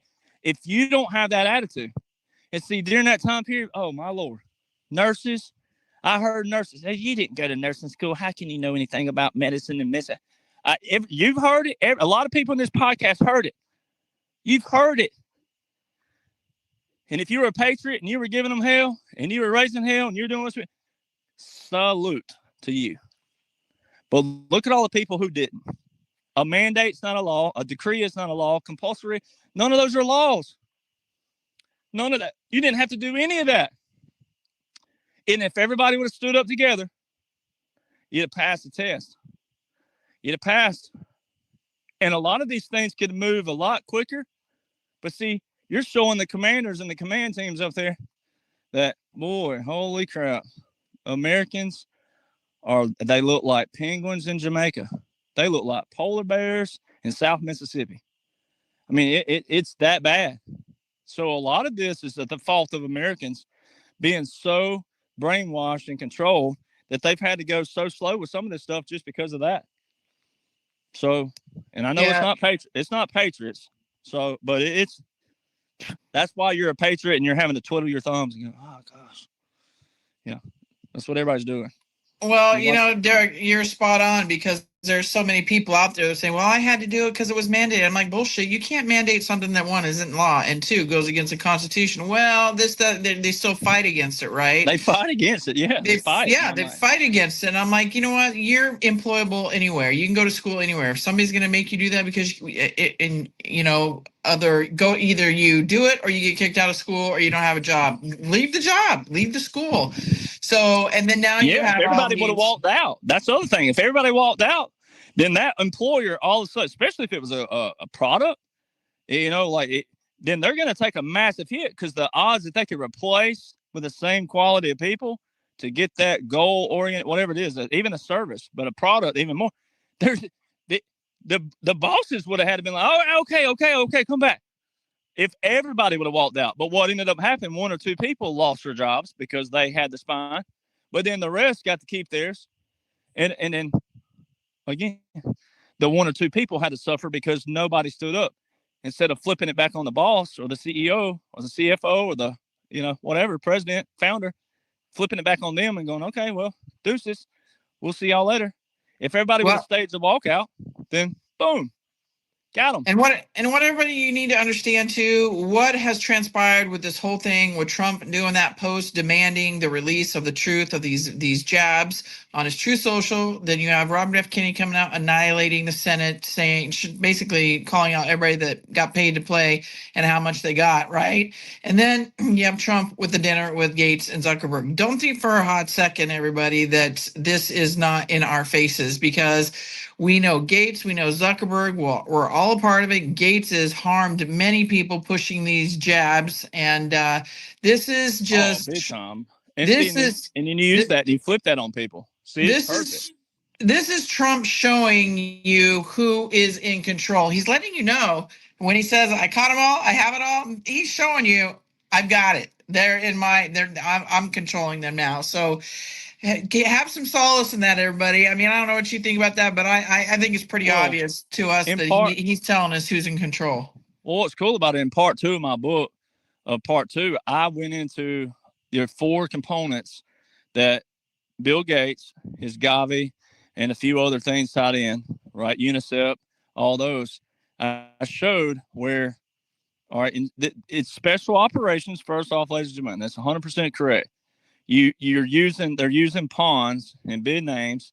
And then when Bill Gates and Zuckerberg and Bezos, who's also flipped and turned, when all these people, see, they were a product of defunding the Chinese Communist military, because Zuckerberg's married to a Chinese.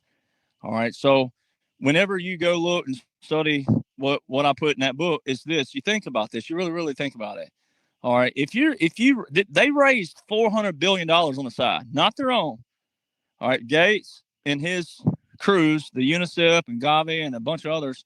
All right. They raised $400 billion for jabs. All right. Vaccines. This was back in 2011 and 12. A lot of people know that on the front, but when you go dig deeper, but then you apply just some common sense, you go, okay, if you can raise $400 billion and you claim you care about people in the world, you don't go create a residual, because that's what a vaccine was. Even though it said they were only making 37 cents out of the whatever it was to manufacture it, maybe $1.25, I can't remember what it was. But when you think of their little system they created, 37 cents, well, depends on how many doctors were buying these. And then it depends on what they were paying the doctors. They had their own little system cut out, right? $400 billion. You take $400 billion and you go to third world nations. You go to all these countries, especially the countries in Africa where they were performing all these quote unquote vaccine testing, guinea pigging. Well, you go over there and you clean out the water systems. You do what Steve's doing with just drew a blank of the podcast. I can't think of his name right now, but anyway, that you go into a third world country and you fix their water systems. You go in there, and these countries aren't like Americans. They live in huts, and it don't take much to make those people happy. You go in there and you make their livelihood better. You don't go into and I hate it. I mean, I don't hate it in one way, but President Trump called these countries, shit, basically. Right. Well, he's talking about the environment around them and what they live in and the filth and the nastiness and all the stuff that they look filthy. And it's because they live in filth. All right. And so if you have $400 billion, you don't go in there and create a vaccine when they're still drinking filthy water and dirty water. You go in there and you clean out the water systems. It don't cost that much. Especially when you get farmers involved, you get people who know how to irrigate, pull water, drill wells, et cetera, et cetera, et cetera. Especially in the South, we still have a lot of wells that are drilled. So there's ways to you take $400 billion that's outside of their personal money. So that right there shows you, follow the money, like President Trump said. People have forgotten a lot of the early slogans of President Trump, that they've already followed the money. They've already found the money. We have it all. We caught them all. And so now it's the flippage. And the only way to exonerate him is to take people that you thought were not good people and you flip it. So you got to look at the future. You got to look way out the road and go, okay, the goal of this is not for us to keep arguing with liberals. It's not to keep arguing with each other, the people who are arguing. All right. The goal is to go, let's get to a place where, man, I can walk down the street, not have to worry about looking over my shoulder. You can have your friends, your family, and not have to worry about anything. You can do unto others. You can, and there can be people who do think completely opposite of you, but they let you think the way you think and live happily ever after. And you let them think that. The mind your own business, you won't be minding mine. There's a way to do all. That's what's going to happen. So a lot of rhinos are still in the mindset of the dog eat dog. And Americans do love some drama. Let's be honest. And if we can eliminate that off of TV and get back to some wholesome stuff, Instagram and all these other things, we got a lot to clean out with the way the visuals that people give, the filth and corruption out there. There's a lot of websites that need to be cleaned up. There's a lot of things that need to be cleaned out. So everything had to be done top to bottom, the most priority up top, work its way down. And that's what you've been seeing. So now they're taking key play. Jeb Bush. Go back and watch the debate with Jeb and President Trump in 2016. You couldn't hardly get a word in there. It was like most people were complaining back then, Republicans and Democrats, like, they were arguing so much you couldn't even hear. Well, but still, President Trump, he was taking them all on for a reason. That was a visual. You don't see any of those people. Well, when President Trump took out the nuclear facilities in Iran, who congratulated him? Jeb Bush. So there's one domino, and it's going to keep growing like that.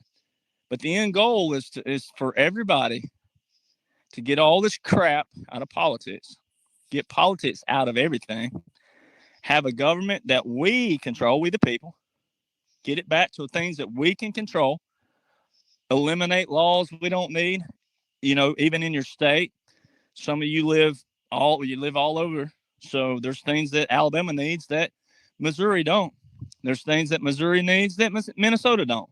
So every state has a level. So when you know your levels, so that's what they're doing. They had to get all this big government. That's why they've been, the Doge has been cutting a lot of things out. And so you hear people whining and complaining. Well, there are jobs you get on LinkedIn or some of those other websites out there. There are job titles. What is that? I mean, we have so much stuff in this country that it's like, my grandpa, if you pull one of them out of the graveyard and said, hey, do you want to comb the hair of a pet goldfish for a living? How would you like that? How much do I get paid? Just about $10 an hour. So I get to pet the hair. I can just comb the hair of a goldfish all day. Yep, that's it. I mean, there's jobs out there I've heard of. I'm like, what is that? So we got to eliminate stuff in this nation and get back to real life, real common sense, and get back to farming, get back to wholesome, RFK and all what they're talking about. And now all these shots and these vaccines, all this stuff. It's like I tell people, though, I love that meme out there that said, hey, did you take your vitamins this morning? And they'll say, no, why? Well, if you didn't take yours, mine don't work. So, and that's the way I feel about it. Same thing about the vaccine. People's like, why are you so worried about me? right? Why are you so worried about me if I took it or not? Like, why are you all of a sudden care about me? If I'm going to die, I'm going to die. Then if you are against my ideology, then you probably want me dead. So you probably should be like, hey, don't wear your mask. Yeah, keep not wearing your mask. That's what they should have been like, So anyway, so Derek, we got a few more minutes left. So now we know September 11th is coming up right here on Thursday. In your opinion, because I think we're going to start seeing these bumpy roads that we've been anticipating. In your opinion, what do you think we are going to see here in the coming days, weeks, months, on into the fall, holidays, and all that stuff? What do you think? Well, I personally, I'm still at now. There's no way to know what commanders are doing because that's why they're commanders, and that's why when you're in certain structure and ranks and levels, I don't do a lot. Obviously, I don't never do predictions and stuff, but still, you have your executive order 13848 that's due for resolution or continuation. And occasionally you see people on X, the big paid opposition accounts, which a lot of those are also paid opposition, but also they're in positions though to do so as well from the good guys. Some of them, not all of them, but some of them are where it brings the people who are on that side to whenever it's unveiled. But they're saying, President Trump cheated in the election 2024. Well, that's the key thing that I show people right there, especially if you're a patriot or if you're on the fence. That's the key one that shows that it ties it all in. Even though the other Title 10 orders should, and once you study what a government exile is and puppet government, once you know those are not far-fetched and they sound old fogey, but they're not. They're tactics. They're special operations. And most of these have been covert, clandestine operations because you couldn't have people getting in the way. You couldn't have protesters getting in the way. You couldn't have any form of that getting in the way. So most everything's been done right in front of you. You wouldn't even realize it. The military can work that effectively and efficiently right in front of you. And you never know it. But the Title 32 was hidden for a while, actually. It's kind of funny. They hide certain things. Right now, there's certain publications you can't pull up, which is kind of hilarious in another way. It says page not found. But they're there, and they're not being eliminated on any bad reasons. They could actually be being updated, but they're still being removed on purpose for certain things, get high volumes of traffic, especially when I post them, they get high volumes over there. But Title 32, the only Title 32 order in place. So like that one podcast I did yesterday where I was roasting this liberal on X, and I never give their name, but saying that, president can't send in the National Guard without the consent of the governor. That's false. And what they're trying to quote is Title 32, Section 502. And that's false. It doesn't mean that. You got to go read Article 1, Section 8, Clause 15 and 16 of the Constitution and read what it says. The governors still have to consent to Congress. That's just how that works. And President Trump has a congressional order in. That's what Title 50, Chapter 33, Section 1550 is. Title 50 is Congress. Title 50 is Secretary of Defense. That's not Article 2. That's Article 1. So there's where President Trump's foundational, what are you going to call it, validation, even though it's an operation. But for the people that don't know that, you say, well, there it is. Obama don't have one. Obama has no War Powers Act, anything. And he murdered bin Laden and Gaddafi. And that's all going to come out. But the Title 32 in place for the elections is what shows it all. So in 2018, this same executive order we're talking about that's due up in a few days, because it was extended for a year in 2024. So that means somewhere between September the 9th, 10th, 11th, 12th, it can't go past the 12th without a resolution. And if it goes, let's say there's not a continuation order for it, then that means there's a resolution coming, which is even better because that's what every patriot's looking for, because that will be your disclosure of what took place in all the elections. I don't know where the commanders are with what they're planning on doing with the September and October, but when President Trump says justice is coming, well, there is absolutely no way that we could go on into the future. I'm talking about 10, 15, 20 years without there being a revelation of that justice and also those visuals, and then the closure of this continuity government, this military occupation. It can't be drug out that long. So what they're doing with the whole Epstein thing is getting all the left stirred up because they're thinking, oh, we got him now. And you got to remember one of, I don't know, I can't remember his name right off the bat, his full name, but I've seen one of President Trump's best friends in a little tiny room when he spoke. And he said there's one, and he's the only one who can call him Donnie to this day. He don't call him president. He can call him Donnie. He said there's one thing people forget about my friend Don. He said right when he looks like he's going to lose, he roars back and he wins. And see, so all these things, they're talking about Epstein right now. The other topic they're talking about is where President Trump beat out Epstein. That's what's wrong with friends. Look at all this that they're presenting to you. There's that. You got to look at this executive order that's due. It's a very key order that can tie anything to the election fraud, election interference. When President Trump said, what would it look like if I prosecuted the former First Lady of the President of the United States, right? And he called her beautiful Hillary. I mean, there ain't, President Trump, like, there ain't nothing beautiful about Hillary. Let's go ahead. Let's just be honest. There ain't enough Jack Daniels in Tennessee. there ain't enough wine and France. There ain't enough, just name it, tequila in Mexico. There ain't enough to make her pretty. All right. So you know that and you apply that.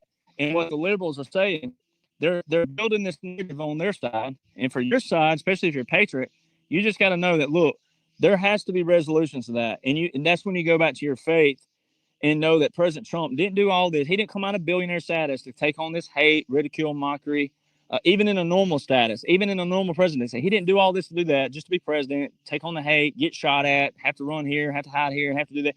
He didn't do all that for that.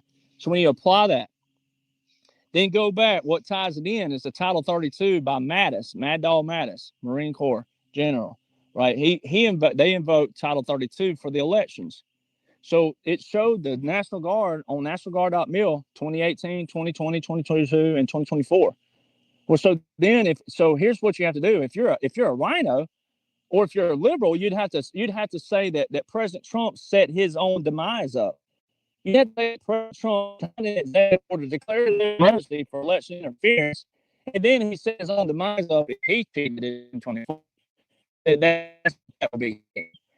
So you know that what's going off the that completely that I think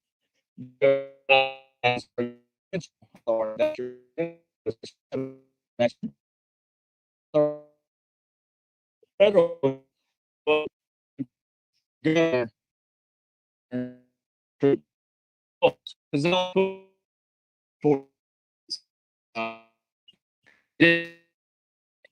each, but if official dude is punished for that, no. The only order in place is President Trump.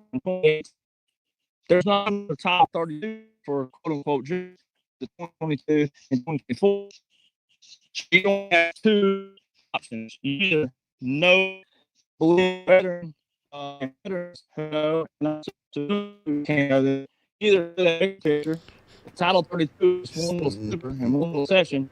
You either believe and know about President Trump being the wartime president, and then knowing that order don't transfer over to the next president, because there's also other things with the Title 10 and the presidential emergency action documents that expand the power of the president as prescribed by law, and President Trump and them did that. Then you apply all the things that quote unquote Joe continued, but then you apply that he didn't have an order of succession with any military domain, and then he gave up his authority in the executive documents of Title 50, Chapter 33, Section 1550. When you apply all those things, then you go back to that Title 32 in 2018, and then you know that executive order 13848 with the national emergency, there's another national emergency that invoked all those 120 statutory powers. So all those powers are those emergency powers by a president. There goes your military deployments again with your National Guard, your reserve components, and the funding for those. And then there goes your freezing of the assets. There goes your restricting the telecommunications. So when you know those emergency powers, President Trump's shown you every single one of those, and they don't transfer over. But even if they did, if they were a transferable, then quote unquote Joe and Kamala, and even if you thought Obama was pulling the strings, they would have revoked every single thing. They would have terminated everything, because all of those continued over just to hand back to President Trump January the 2025. That's handing a big box with a red bow on it saying, here you go. We didn't terminate these, but by the way, we're going to call you a dictator and a fascist and all these other things just for propaganda. We're going to spare you in the news, but here you go. Keep them going. So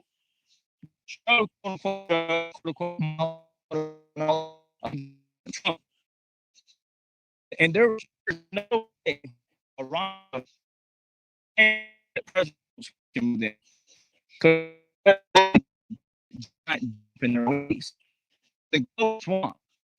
So that's how to make it. That's it. That's the just either continue or now there is a continuation. It'll probably be free. No, it was that portion of this ready to show the election number instead of you have your subpoenas in there. We all grew up in it. Every one of us, again, over 40 years old, we've seen everybody defend themselves at some capacity, especially since social media. They take to their social media instantly. And common sense right there would tell everybody that they're not walking freely of these streets, whether they've been dealt with, apprehended, whatever. Because just know, guys, with those indictments, those 500,000 plus, they didn't just start unsealing them here since Trump's been reelected. No. Each one of those contained up to 99 people. So they've been working on this for a while, everybody. So get excited and know we're winning, and look at all the minutia stuff is just that, and kind of sit back, enjoy the show. I know people sometimes hate that, but it's literally scripted. I'm going to send you a video. Maybe you've already seen it, Derek, of that gal that accused Trump of raping her. How literally she said, "Oh, it was all scripted," and she was just talking about, I had to look, excuse my language, I had to look fuckable in order to make it seem real. So they hired them, say makeup artist, the hairdresser, all this stuff to do her all up through that whole entire thing. So with that, everybody, Derek's here with us every 2 weeks. Derek, you want to say any closing thoughts? Well, it's just like this. This is what I tell people. I just thought of this analogy. I'm random like this, but this is what I tell people. If you want to know, you can know. And everything's public. It's all lawful. Everything's been done lawful. But what I show you is basically like whatever you like out there. I'll show you something that's probably going to get me in trouble with RFK, but whatever. I'll have to deal with it. We all have interventions we need, but I love Krispy Kreme donuts, and I love the chocolate glazed. I mean, I would drive 100 miles for Krispy Kreme just about. I mean, that's my nemesis. All right, so if Krispy Kreme, if I somehow found how to make my own just exactly like Krispy Kreme with the chocolate glaze, you think I'm going to go back to Krispy Kreme? Heck no. I'm going to be making them on my own. So see, that's kind of like knowing what President Trump's working with. You should just want to know what he's working with. You don't have to go out there rabbit holing certain things, because what rabbit holing sometimes do, what rabbit holing can do, it can favor more of what you think that you want out of everything. All right. It's like I tell people, if you believe in aliens and ghosts, then fine. I'm not going to make fun of you, because I'm not that kind of person that's going to tell you what you can't believe and what you can't read and what you can't.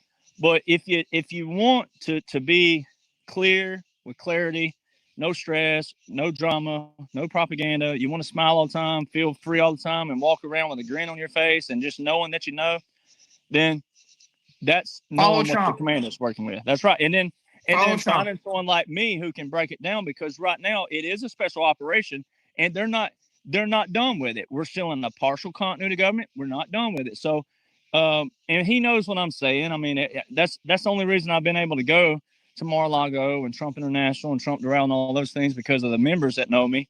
And they read and study. And let me tell you, there's a lot of people who do on the back side, too, who are big and famous, who just don't say anything either.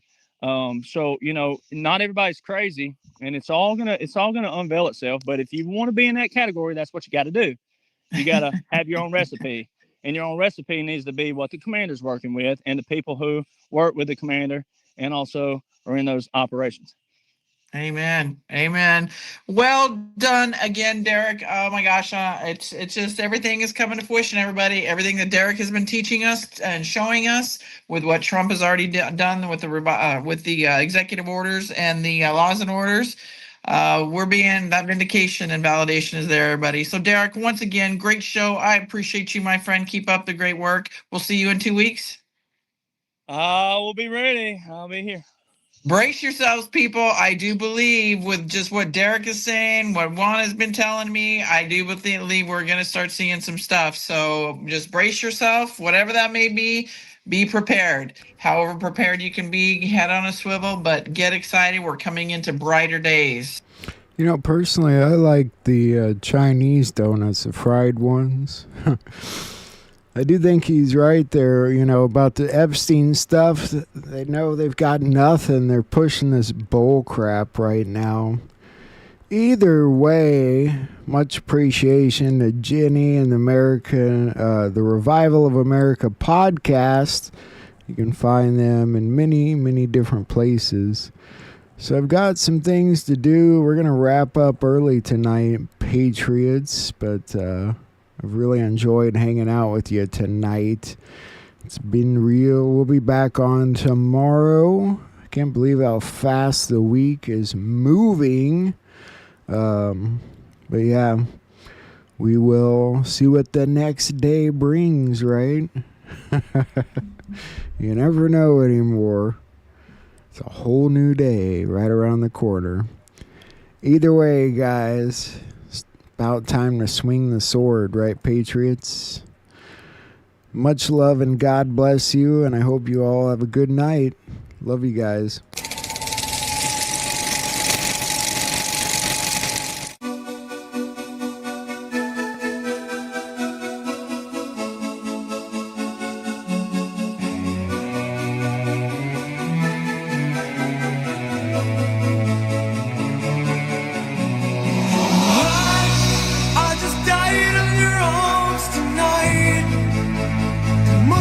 Something you said, I just died.